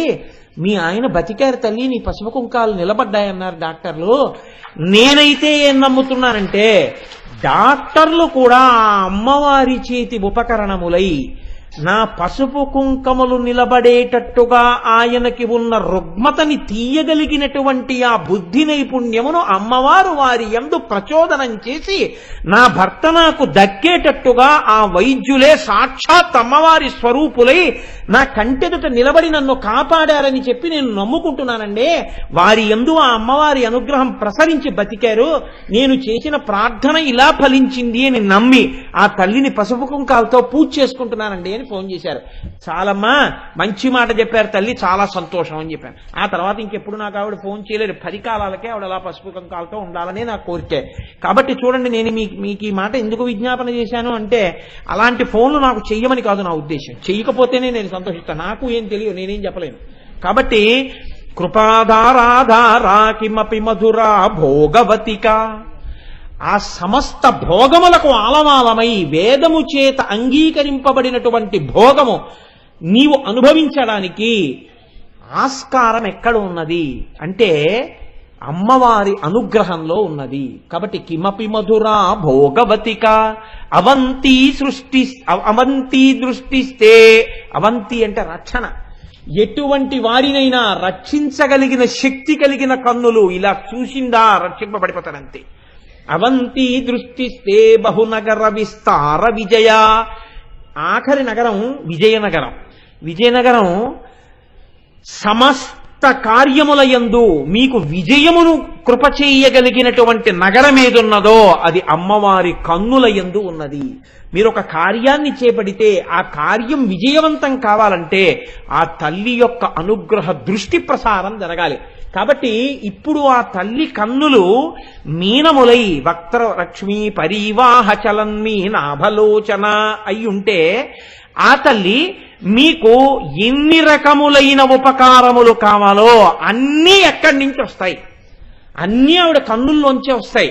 కాబట్టి అసలు మీనాక్షి అన్న నామాన్ని జీవితంలో అనుసంధానం చెయ్యకుండా వక్త్రలక్ష్మీ పరీవాహ చలన్మీనాభలోచన అని అనకుండా, వక్త్రలక్ష్మీ పరీవాహ చలన్మీనాభలోచన గురించి వినకుండా బ్రతికితే అది కృతజ్ఞత అవుతుందా కాదా నాకు చెప్పండి. ఇందులో ఏది మనకు అక్కర్లేకుండా మనం బతకగలం? ప్రతి కారుణ్యము ఇన్ని చీలిక పేలికలై ఇన్ని పాయలై ప్రవహించిన అమ్మవారి కారుణ్యమంతా కూడా మనకి కావలసిందే. కాబట్టే శంకర భగవత్పాదులు అమ్మవారి కన్నులు కారుణ్యములకు నిలయములైతే ఆ కారుణ్యము ఎన్ని పాయలుగా ప్రవహిస్తోందో, ఏ పాయ దగ్గర ఏ ఊరు ఏర్పడి ఎలా దప్పిక ఉపశాంతిని పొంది వృద్ధి చెందుతోందో అలా ఎవరు ఎక్కడ ఎలా వృద్ధి చెందినా ఆ వృద్ధికి హేతువు అమ్మవారి యొక్క దృష్టియే. ఆ తల్లి అనుగ్రహంతోనే అటువంటి వృద్ధిని పొందుతున్నాడు తప్ప ఆ అమ్మవారి అనుగ్రహము లోపించిన నాడు ఎవ్వడు ఎందులోనూ వృద్ధిలోకి రాలేడు. ఈ విషయాన్ని నిర్ధారణ చేస్తున్నారు జగద్గురువులు కనుక. కానీ ఆయన చాలా గమ్మత్తైనటువంటి విషయాన్ని కూడా శంకర భగవత్పాదులే చెప్పాలి. ఎందుకంటే వసిన్యాది దేవతలు ఒక్క మాట చెప్పి వదిలిపెట్టారు. శంకరాచార్యులు వారు ఈ కన్నుల గురించి ఒక పట్టాన్ని విడిచిపెట్టలేదు. ఎందుకు విడిచిపెట్టలేదో తెలుసా అండి? ఇన్ని కోణాలలో నువ్వు బాగా వింటే అమ్మవారి కన్నులలో నీ కన్నులు కలిపి చూసి నిన్ను నీవు రక్షించుకోగలవు. అమ్మవారి కబరీబంధం చూడడం కష్టం, అమ్మవారి యొక్క కనుబొమల దర్శనం చేయడం కష్టం. అమ్మవారి కన్నులు చూడడానికి మీకు ఏ బెంగా ఉండదు. అసలు ఇంకా మాటకొస్తే ఏ తల్లి కన్నులలోనైనా మీరు అమ్మ కన్నులు చూడవచ్చు. కాబట్టి అమ్మవారి కన్నులు మీకు ఎదురుగుండా కనపడుతున్నాయి. అసలు ఆ నల్లటి కన్నులతో ఆ తల్లి లోకాన్నంతటినీ చల్లని తల్లి అయి పోషిస్తూ ఉంటుంది. అమ్మ కన్నుల గురించి వింటే, అమ్మ కన్నుల గురించి 4 మాటలు ఆ నామం చెప్తే ఆ చల్లని తల్లి పొంగిపోయి మనందరినీ కూడా ఒడిసి పట్టుకుని చంద్రశేఖర పరమాచార్య స్వామి వారి మాటల్లో అయితే ఉత్తర క్షణంలో ఎత్తుకుని తన ఒళ్ళో కూర్చోబెట్టుకుంటుంది అన్నారు పరమాచార్య వారు. ఎవరు అమ్మవారి కన్నులను అనుసంధానం చేస్తాడో, ఆ కన్నుల యొక్క నల్లతనానికి నమస్కరిస్తాడో, ఆవిడ దృష్టి వైభవాన్ని గమనిస్తాడో వాడు ఆ ఆనందం పొందిన మరుక్షణంలో వాడు ఉన్నది ఎక్కడా అంటే బిడ్డడై జగజ్జనని యొక్క తొడ మీద వాడు కూర్చునుంటాడు అని చెప్పారు పరమాచార్య. నడిచే దేవుడు, వారి మాట ఉత్తినైపోదు. కాబట్టి శంకర భగవత్పాదులు అంటారు, శివే శృంగారార్ధ్రా తదితర జనే కుచ్చనపర సరోషా గంగాయాం గిరిజచరితే విస్మయవతి హరాహిభ్యో భీతా సరసిరుహ సౌభాగ్య జననీం సఖీషు స్మేరాతే మయి జనని దృష్టి సకరుణ. శంకరాచార్యుల వారు తప్ప ప్రపంచంలో బహుశಃ ఎవ్వరూ ఇటువంటి శ్లోకం చెప్పలేరు. ఆయనకే చెల్లింది. అమ్మవారి కళ్ళల్లో నవరసాలున్నాయన్నారు శంకరాచార్యుల వారు. ఎందుకని మీరు చూడండి, ఒక పెదవి ఉందనుకోండి కొన్ని రసాలు చెప్పగలదు. భయానకం ఉందనుకోండి పెదవులు అదిరిపడుతూ తెలుస్తాయి. కోపం ఉందనుకోండి పెదవులు అదిరిపడుతూ తెలుస్తాయి. ముక్కు ఉందనుకోండి ఎర్రబడిపోతే శోకరసం తెలుస్తుంది, కరుణారసం తెలుస్తుంది. తప్ప మీకు 9 రసాలు చెప్పగలిగినవి మనిషి శరీరం మొత్తం మీద ఒక్క కళ్ళే. కళ్ళొక్కటే 9 రసాలు చెప్తాయి. ఈ 9 రసాలు మనుష్యుల గురించి చెప్పడం కాదు, అమ్మవారి కళ్ళల్లోకి తీసుకెళ్లారు శంకరాచార్యుల వారు. దేని కొరకు అంటే ఆయన ప్రజ్ఞ ఏమిటంటే, అయ్యో ఇలా చెప్తే మనకి ఇవన్నీ అవసరమా అని అహంకారంతో చుట్టలేదేమో, ఒక్కసారి ఇలా చెప్పినప్పుడు ఆయా కోణాల్లో అమ్మవారి కన్నులు ఎవరికైనా ఇక్కడ మెదిలితే ఉత్తర క్షణంలో వాడు అమ్మవారి కన్నుల యొక్క దృష్టికి లోనవుతాడు, అంతే వాడు బాగుపడిపోతాడు. ఇది ఆయన బెంగ. దానికోసం వారు ఎంత గొప్పగా మాట్లాడతారో చూడండి. శివే శృంగారార్ధ్ర, ఆర్ధ్ర అంటే తడి, అమ్మవారుట తడిపేసిందిట. అబ్బా ఆయన ప్రేమలో తడిసిపోయానండి అంటారు కొంతమంది. అమ్మవారుట శంకరుణ్ణి తన యొక్క ప్రేమ చేత, తన యొక్క శృంగారము చేత, శృంగారము అంటే ఇక్కడ మీరు దోషభూయిష్టమైనటువంటి దానిగా తీసుకోకూడదు, అపారమైనటువంటి ప్రేమ చేత శివుణ్ణి తడిపేసిందిట. ఈ మాట ఎందుకంటున్నారు అంటే, ఎక్కడ అమ్మవారు ఉంటుందో అక్కడ శివుడు ఉంటాడు, వాళ్ళిద్దరూ లేకపోవడం అన్నది ఉండదు. ఈ మాట నేను అన్నప్పుడు మీరు నన్ను ఒకటి అడగచ్చు, ఏమండి ఎక్కడ అమ్మవారు ఉంటుందో అక్కడ శివుడు ఉంటున్నాడు అంటున్నారు కదా, ఇప్పుడు ఈ అమ్మవారిలో శివుడు ఎక్కడున్నాడని మీరు అడగచ్చు. అమ్మవారిలో శివుడు ఉన్నాడు. ఎక్కడున్నాడో తెలుసా అండి? శంకరాచార్యులు వారే అన్నారు, త్రయా హృత్వా వామం అపరిపరితృప్తేన మనసా అన్నారు. పరమశివుడు తన శరీరంలో ఇచ్చింది వామార్థ భాగమే ఇచ్చాడు అమ్మవారికి. వామార్థ భాగం ఇస్తే కూర్చున్నది ఎవరు కూర్చున్నారు అంటే శంకరుడు కూర్చుని ఉంటాడు. వాగర్ధ వివ సంపృక్తం వాగర్ధ ప్రతిపత్తయే జగత పితరవ్ వందే పార్వతీ పరమేశ్వరో. వాళ్ళిద్దరూ విడివడి ఉండరు కాబట్టి ఇప్పుడు శంకరుడే కూర్చున్నాడు. శంకరుడే కూర్చుంటే అసలు నిజానికి ఈ సగమే మా అమ్మ, మరి ఈ సగం కూడా అమ్మలా ఎందుకు కనపడుతోంది అంటే, ఆయన స్ఫటికం లాంటి తెలుపు, ఈవిడ కుంకం పువ్వు లాంటి ఎరుపు. ఈ తెలుపు మీద ఈ ఎరుపు వచ్చి పడిపోయేటప్పటికి ఈ తెలుపు ఎరుపెక్కిపోయింది, అందుకే మీకు ఈ తెల్లగా కనపడలేదు. అదే శివే శృంగారార్ధ్ర, ఆవిడ యొక్క ప్రేమ యందు తడిసిపోయాడయా శంకరుడు. లేకపోతే దక్షిణామూర్తి అయిపోతాడు, నీకు నాకు దొరకడు అసలు. ఆయన కదిలాడంటే అమ్మవారి అనుగ్రహమే. కాబట్టి శివుణ్ణి తడిపేసింది. తదితరజనే కుత్సనపరా, ఆవిడ అందం శివుడి కొరకు మాత్రమే. మీకు ఆవిడ ఎప్పుడు అమ్మ మాత్రమే.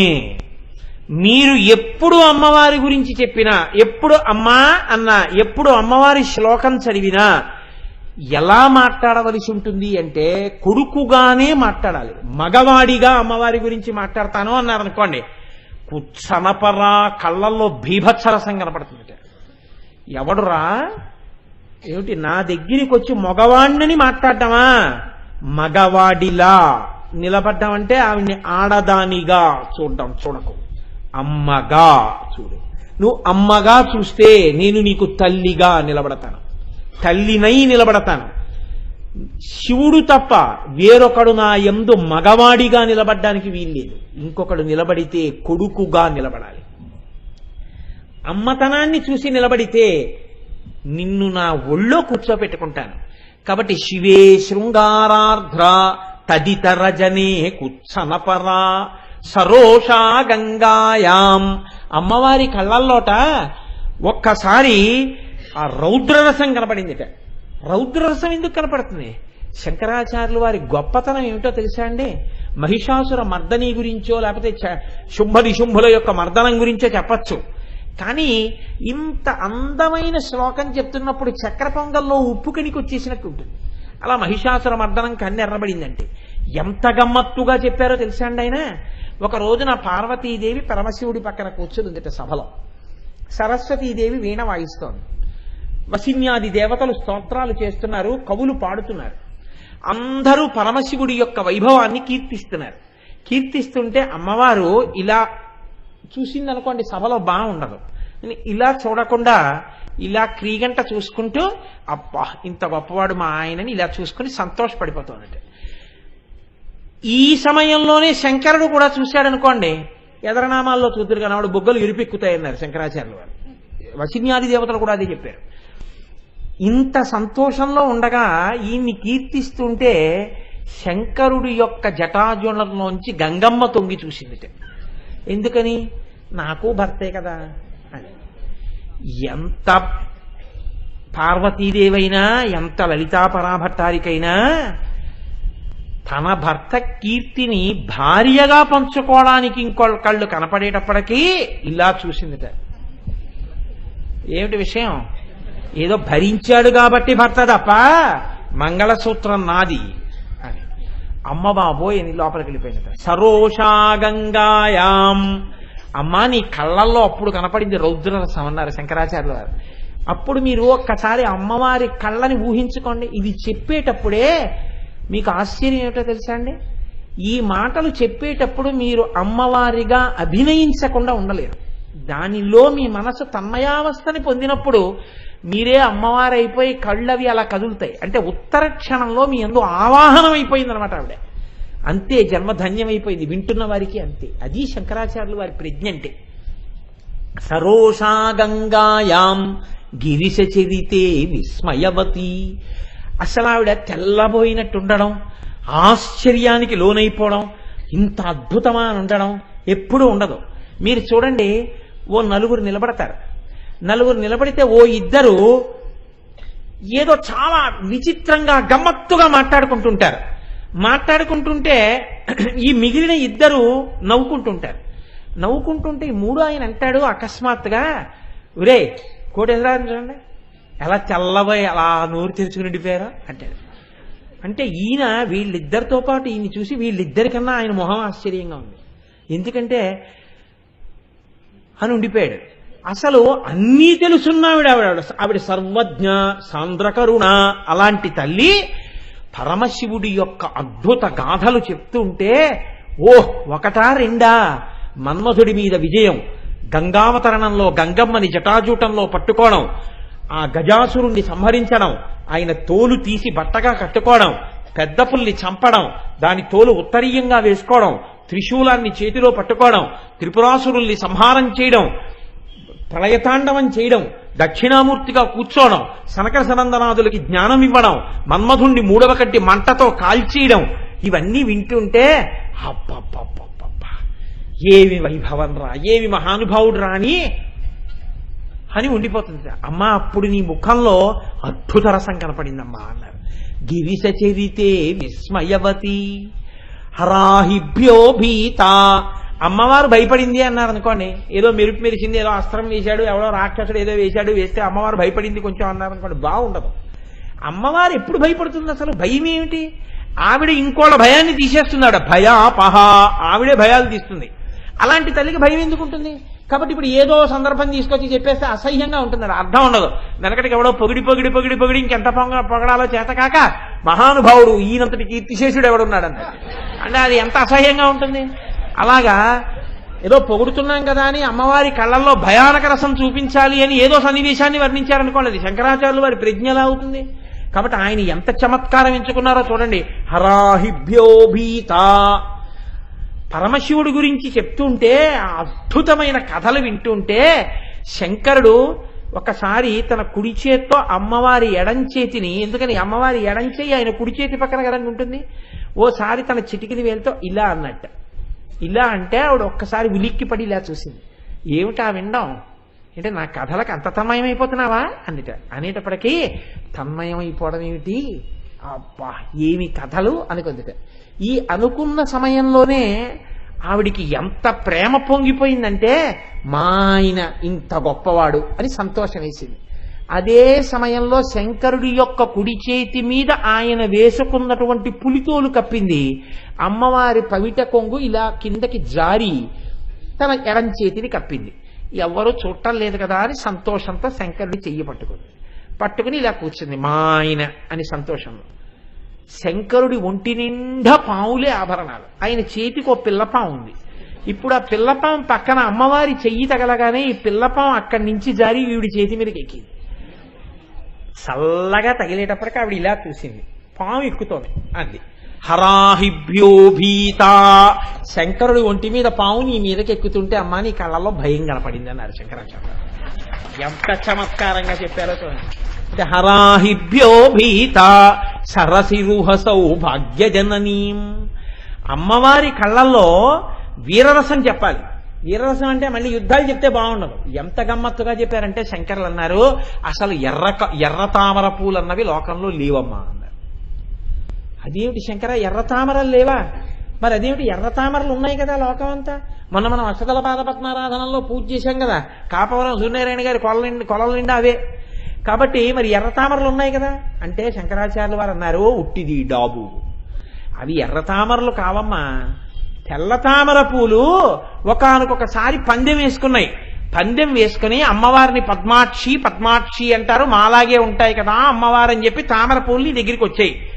ఏమిటి, తెల్లవారేటప్పటికి వాడిపోయే మీకు నా కళ్ళకి పోలిక, ఏదో పద్మాక్షి అన్నారు కదా అని పెద్ద పోలికొచ్చారా అని నువ్వు ఇలా చూసావు. అంతే, నీ కన్నులలో వచ్చిన ఎరుపు జీర తెల్లటి తామర పూలలో పడి తెల్ల తామరలు ఎర్ర తామరలుగా కనబడ్డాయి తప్ప వాటికి అవి ఎర్ర తామరలు ఎక్కడున్నాయమ్మా? నీ కంటి ఎరుపు వాటిలో పడి ఎర్రతనాన్ని పొందాయి. కాబట్టి నీ ఎరుపు జీరతో తెల్ల తామరలను ఎర్ర తామరలు చేసి గెలిచావు. కాబట్టి సరసిరుహసౌ భాగ్యజననీం. అబ్బో శంకరా, నిజంగానే నీ నిరసాలు నా కళ్ళల్లో కురిపించానో లేదో కానీ ఎప్పుడు చూసావయ్యా ఇవన్నీ అంది అమ్మవారు. మరి శంకరా ఇంకా హాస్యరసం, సఖీషుస్మేరాతే, నీ చెలికెత్తెలతో కలిసి నువ్వు ఆడుకుంటుంటావు కదా, శారదా నవరాత్రులకి మన వాళ్ళు ఇక్కడ చేస్తుంటారు. గల్లు గల్లున కాలి గజ్జలందెలు మోయ కలహంస నడకాల కలికి ఎక్కడికే అని ఒక ఆవిడంది. అని అదేంటి, జడలో నా గంగాను ధరించుకొన్నట్టి జగములేలే సాంబా శివుని సన్నిధికే అని ఇంకో ఆవిడంది. భార్య భర్త దగ్గరికి వెడుతోందంటే ఏం ఇబ్బంది ఉండదు, ప్రేమతో నెత్తి మీద ఇంకో ఆవిడిని పెట్టుకున్న ఆయన దగ్గరికి ఈవిడ తగుదనమ్మా అని వెడుతూ ఉంటుందంటే హాస్యమా కాదా అది? గల్లు గల్లున కాలి గజ్జలందెలు మోయ కలహంస నడకాల కలికి ఎక్కడికే అని అడిగితే నీ మీద ప్రేమ ఉన్న సాంబా శివుని సన్నిధికే అంటే పర్వాలేదు. ఏంటి, జడలోన గంగాను ధరించుకున్నట్టి జగములేలే సాంబా శివుని సన్నిధికే అంటే నెత్తి మీద పెళ్ళం ఇంకోతి. ఇప్పుడు ఈవిడ తెలుసు ఇది తన్ని వెటకారం ఆడమేనని, అందుకని ఆవిడంది ఏం కాదు, లోకాలనన్నిటినీ తన కన్నులతో పాలించే సాంబా శివుని సన్నిధికే అంటూ అమ్మవారు చిరునవ్వు నవ్వుతూ ముందుకెళ్ళిందిట. అలా తన చిలికెత్తెలతో హాస్యమాడినప్పుడు అమ్మా నీ కళ్ళల్లో హాస్యరసం కనపడిందమ్మా అన్నారు. సఖీషుస్మేరాతే.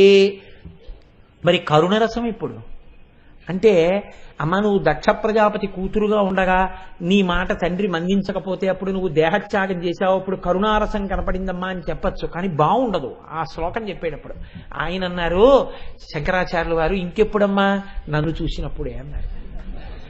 నీ కొడుకుని కదా, నీ చెలికెత్తెలు వచ్చి శంకరాచార్యుల వారు వచ్చారమ్మా అంటే అయ్యో అయ్యో అయ్యో పిల్లాడు వచ్చాడా, రమ్మను అంటే అమ్మా నేను నీ దగ్గరికి వస్తుంటే నన్ను చూడగానే నన్ను ఎంత కారుణ్యంతో చూసావమ్మా, కాబట్టి ఇప్పుడు ఏమైంది, నా మీద కరుణారసం చూపించావు, కాబట్టి మయి జనని దృష్టి కరుణ, నా మీద నన్ను చూసినప్పుడు కరుణ.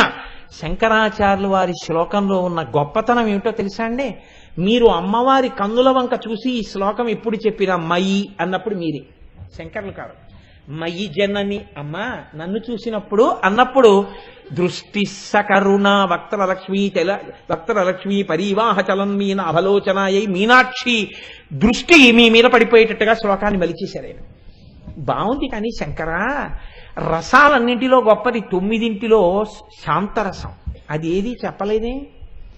శివే శృంగారార్ధ్ర తదితరజనే కుచ్చనపర సరోషా గంగాయాం గిరిశచరితే విస్మయవతి సఖీషు స్మేరాతే మయి జనని దృష్టి హరాహిభ్యోభీత మయి జనని దృష్టి సకరుణ. మరి శాంతరసం ఏది? 9వ రసం ఉండాలి కదా, 8 కదా చెప్పావు నువ్వు అంటే. శంకరాచార్యులు వారు అన్నారు, అసలు శాంతరసం లేని వాడికి 8 రసాలు ఎక్కడ ఉంటాయమ్మా? శాంతంగా ఉంటావు కాబట్టి మిగిలిన 8 ఉన్నాయి. మా అమ్మ శాంతంగా ఉంటుందని చెప్తే అంతకన్నా హాస్యం ఉందా? నీ రూపమే శాంతం, ఇంకా వేరే చెప్పాలా అన్నారు. అందుకని శాంతం గురించి నేను చెప్పనన్నారు. అందుకు 9 ఉన్నాయా లేవా? 9 రసాలు అమ్మవారి కళ్ళల్లో ఉన్నాయి. ఈ 8 లేనప్పుడు ఉండేది శాంతరసమే. కాబట్టి అమ్మ నీ కళ్ళల్లో 9 రసాలు ఉన్నాయన్నారు శంకరాచార్యుల వారు. ఇది ఎందుకు అంటే మీరు చూడండి, ఈ శ్లోకం నేను చెప్తున్నప్పుడు మధ్యలో ఆపలేదు. నేను కొన్ని చెప్తున్నప్పుడు మీ అందరూ చంటి పిల్లలైపోయి నవ్వారు సభలో. ఈ నవ్వు ఎందుకు వచ్చింది అంటే మీరు లోపల పొందినటువంటి అనుభూతి మీ నవ్వుగా ప్రకటనమైంది. ఈ అనుభూతి మీరు పొందుతున్నప్పుడు మీకు తెలియకుండానే అమ్మవారి కళ్ళు మీకు కనపడ్డాయి. ఆవిడ పొందిన భావన మీకు ప్రచోదనమైంది. ఇది అయిన ఉత్తర క్షణంలో ఆవిడ అనుగ్రహంతో కూడిన దృష్టి మీ మీద పడిపోతుంది, మీనాక్షి దృష్టి. ఇది మీ మీద పడేటట్టు చెయ్యడానికి శంకరులు అమ్మవారి కన్నుల మీద ఈ శ్లోకం ఇచ్చారు. ఆయన అసలు ఎన్ని చిత్రాలు చేసేసారంటేనండి, నేను ఏవి చెప్పగలను. ఒక్కొక్కసారి అనిపిస్తుంది వీరికి దిగిపోయాక, చచ్చా ఏం ప్రసంగం రా, ఏం చెప్పేవరా నువ్వు, సిగ్గుపడద్దురా నువ్వు ఇలా చెప్పినందుకు అనిపిస్తుంది. మహాసముద్రాలు ఏదో చెప్పేశాననిపించి ఎన్ని శ్లోకాలు, ఎంతమంది ఎంత అనుభవించారో ఏం చెప్తాం. వక్త్రలక్ష్మి పరివాహచలన్మీ నాభలోచన ఓ 3 నెలలు చెప్పండి అంటే సంతోషంగా ఉంటుంది. లలితా సహస్రం చెప్పండి అంటే ఏం చెప్తాము. కాబట్టి చూడండి, ఆయన అంటారు, దృశాద్రాఘీయస్యాదరదలిత నీలోత్పల రుచ దవీయాంసం దీనం స్నపయ కృపయా మమపి శివే అనేనాయం ధన్యో భవతి నచతే హానిరియత వనే వాహర్మ్యే వా సమకర నిపాతో హిమకరః. అమ్మా దృశాద్రాఘీయస్య, నువ్వు కళ్ళిలా తిప్పుతుంటావు. ఎందుకు తిప్పుతావు అంటే ఈ లోకములన్నీ ఎంతవరకు ఉన్నాయో అంతకన్నా ఎక్కువ దూరం నీ కళ్ళు తిరుగుతాయి. ఎందుకని? అమ్మో నా బిడ్డలందరూ ఎలా ఉన్నారో అని నువ్వు అలా చూసుకుంటూనే ఉంటావు. దరదళిత నీలోత్పల రుచ, అలా చూడ్డంలో నీ కన్నులు దళిత అంటే విచ్చుకోవడం, దరదళిత అంటే విచ్చుకోని కన్నులు. నల్ల కలువ బాగా విచ్చేసుకుంది అనుకోండి, లోపల తెల్లతనం కనపడుతుంది. బాగా విచ్చుకోకూడదు, కొద్దిగా విచ్చుకుందనుకోండి. కొద్దిగా విచ్చుకున్నప్పుడు ఆ నల్ల కలువ దగ్గరికి వెళ్ళి మీరు ఇలా చూశారనుకోండి, ఆ నల్ల కలువ యొక్క రేకులు విచ్చుకుంటూ ఉండగా రేకుల యొక్క మొదటి భాగాల దగ్గర ఉన్న నీటి బిందువులు నల్లటి రేకుల కింద ఉన్నటువంటి తెల్లటి భాగం కనపడతాయి. అమ్మవారి కళ్ళు ఇలా విచ్చేసుకుందనుకోండి, కోపంగా ఉన్నట్టు, ప్రేమతో ఇలా ఉందనుకోండి, సంతోషంతో ఉన్నట్టు. అందుకే దరదళిత, విచ్చుకోని నల్ల కలువలా ఉందమ్మా నీ దృష్టి. అందులో చల్లతనం ఉంది, మా పట్ల కారుణ్యం ఉంది. అందుకని నల్లటి కాంతి, చల్లటి బిందువులు. కాబట్టి దరదళిత, అటువంటి కన్నులు. ఇదే పట్టుకున్నారండి మహానుభావులు, ఒకరు కాదు. అమ్మవారి కన్నుల మీద ఎందరూ ఎంత రసాన్ని పండించారో. సుందరకాండలో ఉరిపోసుకుంటున్న సీతమ్మ తల్లికి ఎడంకన్ను ఎదిరింది. అమ్మవారి ఎడంకన్ను ఎదిరింది అనొచ్చుగా, వాల్మీకి మహర్షి అలా అనలేదు. తస్యాశుభం వామమరాళ పక్ష్మ రాజీవృతం కృష్ణ విశాల శుక్లం ప్రసందతైకం నయనం సుకేస్య మీనాహతం పద్మమివాభితామ్రం అన్నారు. బాగా లోతైనటువంటి సరోవరంలో అడుగుకి కాడ ఉండి పైకి కనపడకుండా నీటి మీద తామర పువ్వు అరవిరిసి ఉండగా నీటి లోపల ఉన్నటువంటి తామర తూడు పక్కకి ఒక చాప వెళ్లి నిలబడి మళ్లీ ప్రయాణం మొదలుపెట్టి వెళ్ళిపోయేటటువంటి సమయంలో తోక ఇలా కదిపితే, ఇలా కదిలినటువంటి తోక వెళ్లి నీటి లోపల ఉన్న తామర తూడుకి తగలడం వల్ల పైన ఉన్న పువ్వు ఇలా కదిలితే ఎంత అందంగా కదులుతుందో అలా అమ్మా నీ ఎడం కన్ను కదిలింది అన్నారు మహర్షి. ఆ కన్నుల మీద అన్నన్ని పద్యాలు ఇచ్చారు. పోతన గారు అయితే భాగవతంలో అంటారు, నిటలాలకములంట నివురు జుంజుమ్మని ముఖ సరోజము నిండముసురుదెంట్లు నలుల నోపక చిల్క అలనల్ల చేరిన యోష్ట బింబజ్జుతలుడియనురుకు శుకములను తోల చిక్షురు మీనములకు మందాకిని పాఠీన లోకమగుచు మీనపంతులు దాట మైతీగతో రాయ శంపాలతలు మింట సరణిగట్టు శంపలను గెలువ చక్రవాకంబులు కుచయుగంబును తాకి కొవ్వు సూపు మెలతో మెగులు పిరిది మెరుగుతీవయు పోల జలదువర్ను వెనుక జనెడునప్పుడు అంటారు. లక్ష్మీదేవి నారాయణమూర్తితో కలిసి గజేంద్ర మోక్షంలో వెళ్ళిపోతుంటే అమ్మవారి ముఖాన్ని చూసి పద్మాలనుకుని తుమ్మెదలు వాలేట. అయ్యయ్యో ఇది నా ముఖమే పద్మం కాదని తోలేసిందిట. ఇంకొంచెం ముందుకెళ్ళేటప్పటికి ఆకాశగంగలో చేపలు వచ్చి అమ్మవారి కన్నుల వంక చూసి అబ్బబ్బా చిన్న చిన్న చేప పిల్లలు తినేద్దాని రెండని పెద్ద పెద్ద చేపలు వచ్చేట. అయ్యో ఇవో ఇవి చిన్న చిన్ని చేపలు కావు నా కళ్ళని అమ్మవారు పెద్ద చేపల్ని తోచేసిందిట. అక్కడ కూడా మీనాక్షి నామమే తీసుకున్నారు పోతన గారు. కాబట్టి ఎక్కడ ఎవరు చూడండి అమ్మవారి కన్నుల గురించి చెప్పవలసి వస్తే అంత పరవశించిపోయారు కవులందరూ. శారదానంద లహరిలో పేరాల భరతశర్మ గారు అంటారు, అమ్మా ఏం చెప్పమంటావు, వర్ణములా సువర్ణములు, పాదములా కలహంసముల్, శృతుల్ కర్ణరసాయనమ్ములు, శుకమ్ముల పల్కుల పల్కులమ్మ, ఆకర్ణ విశాల నేత్రములు కంజదలాయతముల్ అని పొంగిపోతారైన. అమ్మాయి కంజతలాయతములు ఇక్కడ వరకు ఉన్న కళ్ళమ్మ నీ కళ్ళు అంటారు. శంకరాచార్యులు వారు అంటారు, దరదళిత నీలోత్పల రుచ, విచ్చుకోనటువంటి నల్ల కలువలా ఉంటుందమ్మా నీ కన్ను. అందులోంచి వస్తున్నటువంటి కాంతి చేత లోకాలన్నింటినీ చూసి ఉద్ధరిస్తున్నావు. అయినా ఏమిటో తెలుసా, దవీయాంసం దీనం, నేను మాత్రం దీనుడిగానే ఉండిపోయాను. అదేమిటి శంకర, మరి లోకమంతా చూస్తున్నాను కదా, నువ్వెందుకు దూరంగా ఉండిపోయావు? నీ మీద నా దృష్టి పడుతుంది కదా, లోకాలు ఎక్కడ వరకు ఉన్నాయో అంతకన్నా ఎక్కువ వరకు నేను చూస్తున్నాను, నువ్వే కదా అన్నావు దృశాద్రాగీయస్య అని.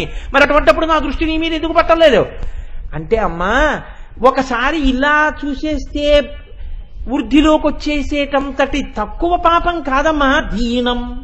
అంత దీనున్నమ్మా, అంత దూరంగా ఉండిపోయానమ్మా. శంకరులా అండి మన కోసం ఆయన అన్న మాటలు, స్నపయ కృపయా మమపి శివే, నన్ను తడిపేయమ్మా నీ యొక్క దృష్టిపాతంతో, నువ్వు తడిపేస్తే నేను బాగుపడతాను. శంకరా మరి ఇంత పాపిష్టివాణ్ణి తడిపితే నా కంటి దృష్టికి ఇబ్బంది రాదా? వనే వాహర్మ్యే వాసమకర నిపాతో హిమకర. అమ్మా చంద్రుడి యొక్క కిరణాలు అరణ్యంలో ఉన్నటువంటి ముళ్ళ పొదల మీద పడితే చంద్రుడి యొక్క కంటికి ముళ్ళుగుచ్చుకుంటున్నాయా? లేదు కదా. అలాగే అమ్మా నువ్వు నన్ను చూస్తే నేను బాగుపడతాను తప్ప నీ కంటికి ఇబ్బంది రాదమ్మా, నన్ను ఒక్కసారి చూడమ్మా అంటారు. అపాంగతే లబ్ధ్వా జగదిదమనంగో విజయతే అంటారు శంకరాచార్యులు వారు. అదే కనకధారా స్తోత్రం చేస్తే మహానుభావుడు ఎప్పుడు అమ్మా ఒక్కసారి నా మీదకి ఆ దృష్టి వెయ్యమ్మా, ఒక్కసారి నా మీద ఆ దృష్టి వెయ్యమ్మా అని ప్రార్థన చేస్తూనే ఉంటారు. కాబట్టి చూడండి ఇంతమంది చేత అమ్మవారి యొక్క దృష్టి ప్రార్థన చేయబడింది. కానీ లోకంలో ఎవ్వరూ చూడనటువంటి రీతిలో అమ్మవారి కన్నుల యొక్క శక్తి గురించి వశిన్యాది దేవతలు చెప్పిన విషయాల్ని మార్చి శంకరాచార్యులు వారు చెప్పారు చమత్కారంగా.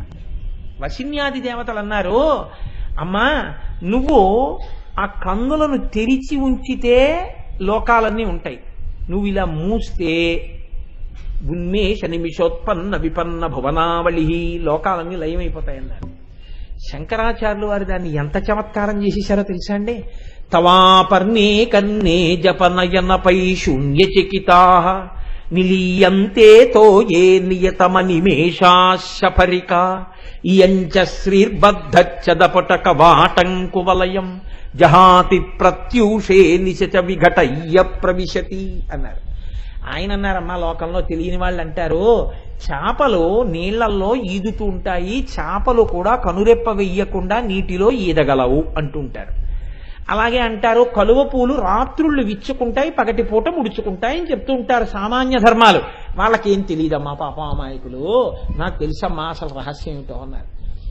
ఇదేమిటి నాకే అన్నీ తెలుసు కదా, నిజమే కలువలు రాత్రుళ్ళు విచ్చుకుంటాయి, పగలు ముడుచుకుంటాయి, చేపలు కళ్ళు తెరుచుకుని నీళ్లలో ఈత్తాయి. దీనికంత ఆశ్చర్యకరంగా ఈ దీంట్లో ఉన్న రహస్యాలన్నీ నాకు తెలుసమ్మా అని ఎందుకంటున్నారు శంకరాచార్యులు వారు. ఆశ్చర్యపోయి అమ్మవారు కూడా బహుశః ఏమిటి శంకర ఏమిటై ఉంటుంది ఇందులో విచిత్రం ఏమిటి చెప్పు అంటే ఆయన అంటున్నారు, అమ్మ తవాపర్ణే కన్నే జపనయనపై శూన్యచకితా నిలీయంతే తో ఏ నియతమనిమేషాశపరిక. చేపలు పూర్వం కనురెప్ప వేస్తూ భూమి మీదే తిరిగేవమ్మా. ఒకానొకప్పుడు ఏమైందంటే ఆ చేపల దగ్గరికి వెళ్ళి ఎవడో చెప్పాడు కవి, మీనాక్షి అని అమ్మవారికి ఓ నామం ఉంది, మీతోటే అమ్మవారి కళ్ళని చెప్తారు, మీ పేరు అమ్మవారు తన కళ్ళకి పెట్టుకుందిరా అని చెప్పారు. చెప్తే ఈ చేపలు అన్నాయి, ఓహో మన పేరు పెట్టుకుందిట అని ఆడచేపలు ముందు బయలుదేరే. ఎందుకని ఓ ప్రసూతి గృహానికో ఆడదాని దగ్గరికో వెళ్ళి మాట్లాడేటప్పుడు ఆడవాళ్ళు లోపలికి వెళ్ళి మాట్లాడతారు తప్ప మగవాళ్ళు మగవాళ్ళ దగ్గర కూర్చుంటారు. అంతేగాని మగవాళ్ళు వంటింట్లోకి వెళ్ళి ఆడవాళ్ళు ఇంటి యజమాని దగ్గర కూర్చుంటే అపభ్రంశంగా ఉంటుంది. అందుకని ఆడచాపలు అమ్మవారి కళ్ళ దగ్గరికి వెళ్ళి అదేదో బాగా దగ్గర బంధుత్వాలు ఉంటే అది మినహాయింపు అనుకోండి, వేరు విషయం. ఇప్పుడు ఈ ఆడచాపలు అమ్మవారి కన్నుల దగ్గరికి వెళ్ళి అమ్మవారి కన్నుల్ని మన పేరుతోటే పిలుస్తారట మీనాక్షి అని ఇలా చూస్తే అమ్మవారి కనురెప్ప ఇలా వేయదు, వేస్తే లోకాలకి లయమైపోతుంది. అందుకని ఇలాగే ఉంటాయి ఆ కళ్ళు. చూసేట అబ్బా అమ్మవారు కనురెప్ప వేయదురా, మనకేంటి రెప్పలు పడిపోతాయి, మనకి ఈ కళ్ళకి పోలిక అని అనుకుంటుంటే కొన్ని చేపలు అన్నాయిట, ఎలాగో వచ్చేసాం కదా కళ్ళదాకా, అమ్మవారు కనురెప్ప వెయ్యకుండా ఉంచుకోగలిగిన శక్తి కొంచెం మనం దొంగతనం చేసేస్తే చేసేద్దాం, ఎవరికి తెలుస్తుంది అని అమ్మవారి కను రెప్ప ఎలా పడదో అలాగే రెప్ప పడకుండా ఉండగలిగిన శక్తిని చేపలు అమ్మవారి కళ్ళ దగ్గర దొంగతనం చేసేయటం. అమ్మవారి కళ్ళు ఇలా ఉండవుగా, ఇలా తిరుగుతుంటాయి. దృశాద్రాఘీయస్య ఇలా తిప్పుతుంటుంది ఆవిడ.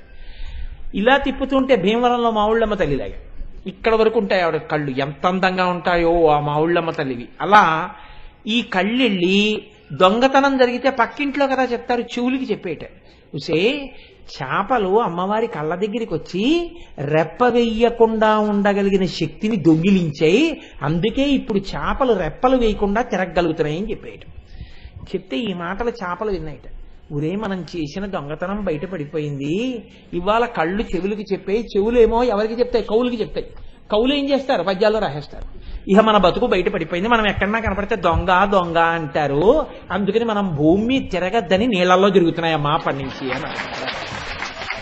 ఎక్కడ అసలు ఉన్మేష నిమిషోత్పన్న విపన్న భువనావళి, ఎక్కడ చేపలు నీళ్లలో తిరగడం. తమాపర్ణే కర్ణే జపనయనపై శూన్యచకితా నిలీయంతే తో ఏ నియతమ నిమేషాస్య పరిక. అమ్మవారు కూడా ఒక్కసారి నవ్వి ఎంత గొప్పగా చెప్పావు శంకరా, సరే బాగుందయ్యో ఈ కథ ఏదో సరే, కానీ కలువ పూలు రాత్రిళ్ళే ఎందుకు వికసిస్తున్నాయి అది కూడా చెప్పు అంది. అంటే ఆయన అన్నారు, ఏముందమ్మా పెద్ద చెప్పడానికి ఏముంది, నీ యొక్క ఆ కన్నులతో ఆ కలువలతోటే కదా కువలయములు అని కువలయాక్షి అని పిలుస్తూ ఉంటారు, కలువ పూలతో పోలుస్తారు కలవి. ఆ కలవ పూలకే అదే కోరిక పుట్టింది. ఓసారి వెళ్ళి అమ్మవారి కళ్ళు చూసొద్దాం, మన పేరుతోటే ఉంటాయిట ఆ కళ్ళు, ఎంత బాగుంటాయో, మన అందం అంతా అక్కడ ఉంటుంది, మన అందమే అమ్మవారు ఉచ్చుకుందనుకుంది. ఈ కలువ పూలన్నీ బయలుదేరుతూ పోని బయలుదేరాయా, ఏదో తిరుపతి వెళ్లే ముందు అందరికీ చెప్పి వెళ్ళిపోయినట్టు మేమందరం అమ్మవారి కళ్ళ దగ్గరికి ఎడుతున్నాం అంటే ఎందుకు అని అడిగితే మా పేరే ఆవిడ కళ్ళు పెట్టుకుందిట, కువలయాక్షి అని పెట్టుకుంది, మా అందం అంతా ఆవిడ దగ్గర ఉందిట, ఓసారి వెళ్ళి చూసొస్తాం అని. అయితే వెళ్ళి చూసిరండి, అట్నుంచి వచ్చి చెప్పండి మాకు అమ్మవారి గురించి. తప్పకుండా చెప్తాం, మా పేరే కదా పెట్టుకుంది, మమ్మల్ని లోపలికి పిలిచి మాట్లాడుతుంది అని డాబులు చెప్పి వెళ్ళాయి. తీరా వెళ్ళి అమ్మవారి కళ్ళ ముందు నిల్చున్నాయిట. ఆ కళ్ళు ఎక్కడా, సౌందర్యం ఎక్కడా, రక్షణ శక్తి ఎక్కడా, రసాలెక్కడా, ఒక్క పూట మారేటప్పటికి మాడిపోయే మన బతుకెక్కడా అని సిగ్గుపడి వెనక్కి తిరిగి వచ్చేస్తున్నాయిట. వెనక్కి తిరిగి వచ్చేసిన తర్వాత ఊళ్ళో ఉన్న వాళ్ళందరూ వెళ్ళొచ్చారా ఏమైందని అడుగుతారు. ఏమైందని అడుగుతారని ఆ రోజు నుంచి కలవ పూలు పగటి పూట వికసించి ఇంట్లోకి వెళ్ళడం మానేసి రాత్రిపూట తలుపులు తీసుకుని వికసించి ఇంట్లోకి వెళ్తున్నాయమ్మా, తలుపులు తీసుకున్నాయి, అందుకని రాత్రులు విచ్చుకుంటాయి పగలు విచ్చుకో కలువలు అన్నారు.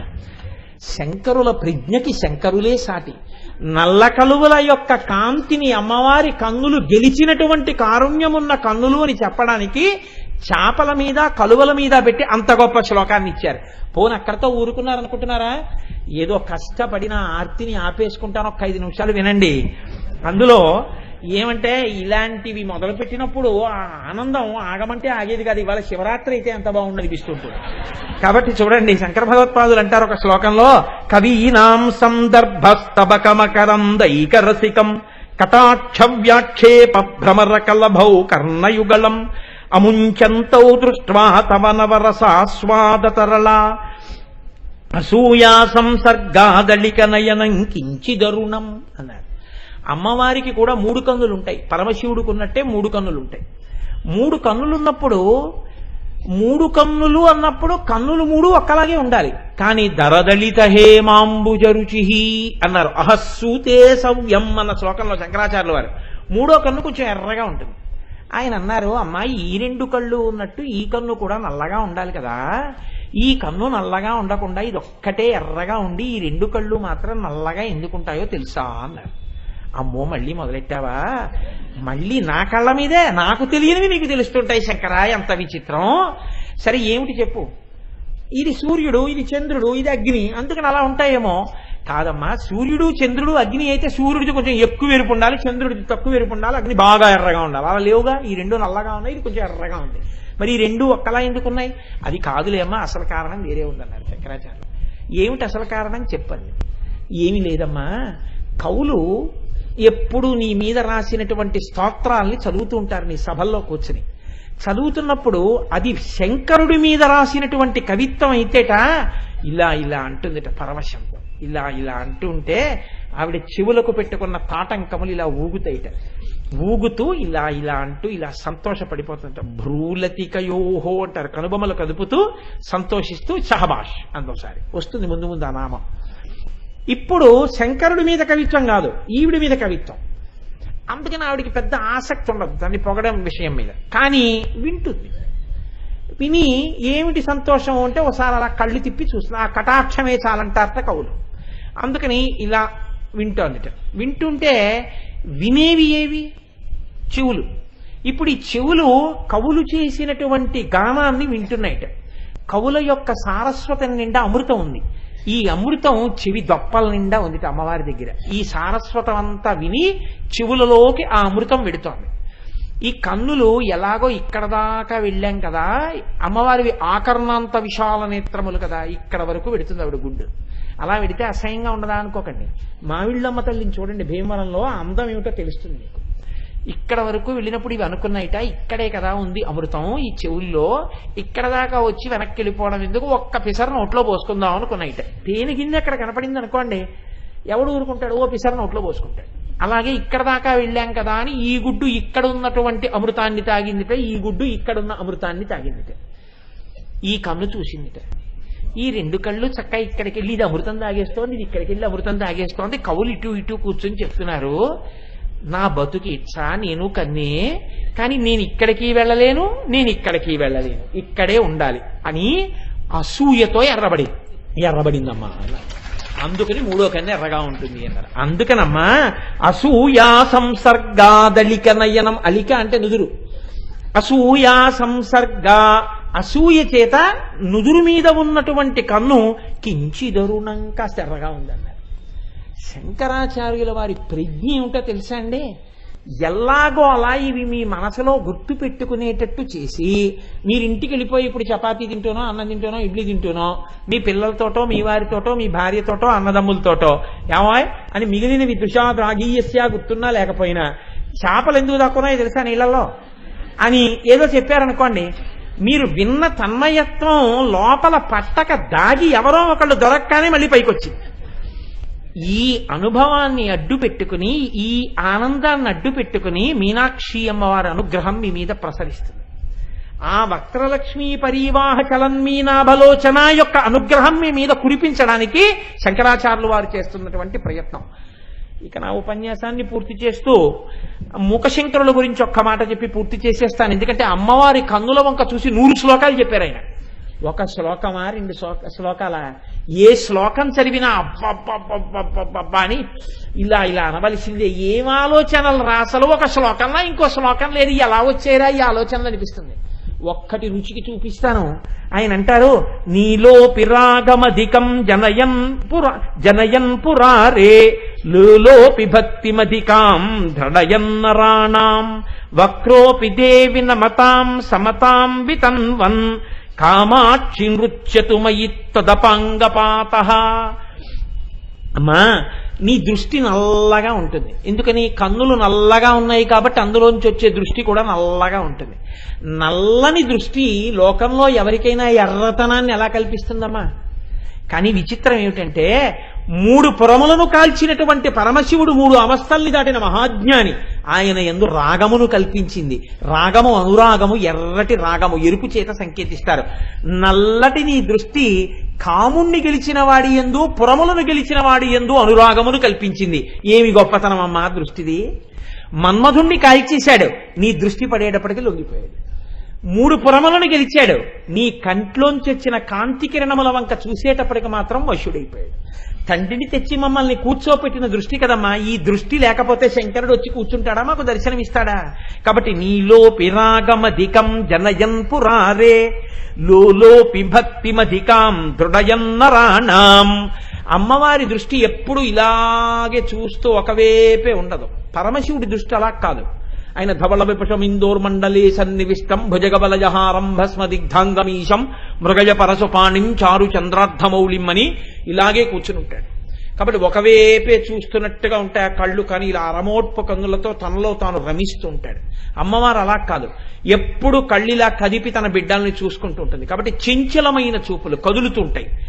చంచలమైనటువంటి నీ చూపులున్నాయే, ఈ కదులుతున్న నీ చూపులు మాలో భక్తి కదిలిపోకుండా నిలబెట్టగలిగి ఉంటాయి.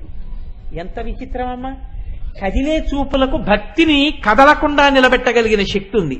వక్రోపిదే వినమతాం సమతాం వితన్వన్. వక్రము అంటే వంకరటింకరగా ఉండేటటువంటి లక్షణం. ఈ వంకరటింకరగా ఉండేటటువంటి నీ యొక్క దృష్టి మాకు సమత్వ బుద్ధినిస్తుంది. అమ్మవారి దృష్టి వంకరటింకరగా ఉండడం అంటే ఇంకోలా అర్థం చేసుకోకండి. ఎవరున్న ఆర్తితో అమ్మా అన్నారనుకోండి, టక్కనిటి తిప్పుతుంది, ఇలా చూస్తుంది, ఇలా చూస్తుంది. కాబట్టి పైకి కిందకి అన్ని వైపులా చూస్తుంది. అమ్మ వంకర్లుగా చూసేటటువంటి అంటే అన్ని వైపులకి చూసేటటువంటి నీ దృష్టి మాలో మాత్రం అన్నిటా ఈశ్వరుణ్ణి చూడగలిగినటువంటి జ్ఞానాన్ని ఇస్తుంది. ఎంత చిత్రమమ్మా! నీ కళ్ళల్లోంచి వచ్చేటటువంటి దృష్టి 3 రకాలైనటువంటి పోల్చదగిన స్తోత్రం చెయ్యడానికి వీలులేని లక్షణాలతో ఉన్నట్టుంటుంది. నల్లటి దృష్టిలా ఉంటుంది, పరమేశ్వరుణ్ణి రాగరంజితుణ్ణి చేస్తుంది. ఆ దృష్టి చంచలమైనట్టుంటుంది, కానీ మాయందు భక్తి నిలుపుతుంది. ఆ దృష్టి వంకర టింకర్లగా ఉన్నట్టుంటుంది, కానీ మాకు సమత్వం నేర్పుతుంది. అమ్మా అంత గొప్ప దృష్టి కదమ్మా, నేను అడిగేది ఏమిటో తెలుసా? నీకు హాని ఉందమ్మా నా వంకిలా చూస్తే. కాబట్టి తల్లి కామాక్షి నృత్యతుమయి తదపాంగపాత, నీ దృష్టిని నా మీద ఒక్కసారి నాట్యం చేయించమ్మా. ఒక్కసారి ఇలా పైనుంచి కిందకి, కింద నుంచి పైకి, ఇలా పక్కలకి నా వంక ఒక్కసారి చూడమ్మా. ఆ చూపు నా వంక చూశావా తల్లి, నువ్వు మీనాక్షివి, అలా నా వంక ఒక్కసారి చూశావా, నా జన్మ ధన్యమైపోతుంది అని అమ్మ చూపులతో లోకాన్ని ఎన్ని కోణములలో పోషించగలదో మహానుభావులు, వసిన్యాది దేవతలు, శంకరులు, మూకశంకరులు, ఇంకా నేను చాలా విడిచిపెట్టేశాను. పోతన గారు, ఎంతమంది, వాల్మీకి మహర్షి, మీరు ఎవరిని తీసుకోండి, వాళ్ళు అంత అద్భుతంగా అమ్మవారి యొక్క ఆ నామాన్ని అనుసంధానం చేసుకుని జీవితాల్ని తరింప చేసుకున్నారు. చాలు, ఒక్క నిమిషమైనా ఆ తల్లి యొక్క చూపుల్ని ఒక్కసారి మనం అనుసంధానం చేస్తే మన జన్మలన్నీ గట్టెక్కుతాయి. రేపటి రోజున పరమాద్భుతమైనటువంటి నామం ఇంకొక నామం ఏమి తల్లిని నామములు చెప్పిస్తే అన్ని నామలు. రేపు అమ్మవారి ముక్కు గురించి వస్తుంది. దానికి ఫలశ్రుతి ఏమంటారో తెలుసా అండి? శంకర భగవత్పాదుల వంటి మహాపురుషుడు ఏ వంశంలోనైనా పుట్టాలి అనుకుంటే అమ్మవారి ముక్కుకున్నటువంటి ముత్యాన్ని చూడడం ఎవరికి వస్తుందో, ఎవరు దాన్ని చూసేటట్టుగా ఆ మర్మం తెలిసి దర్శనం చేస్తూ నామం వింటారో వాళ్ళ వంశంలో అటువంటి మహాపురుషులు పుడతారు. అంత అద్భుతమైన నామాన్ని రేపు నా తల్లి నా నాలుక యందు నర్తించి నా చేత పలికించి నా జన్మ ధన్యము చేయుగాక అని ఆ తల్లి పాదములు పట్టి ప్రార్థన చేస్తూ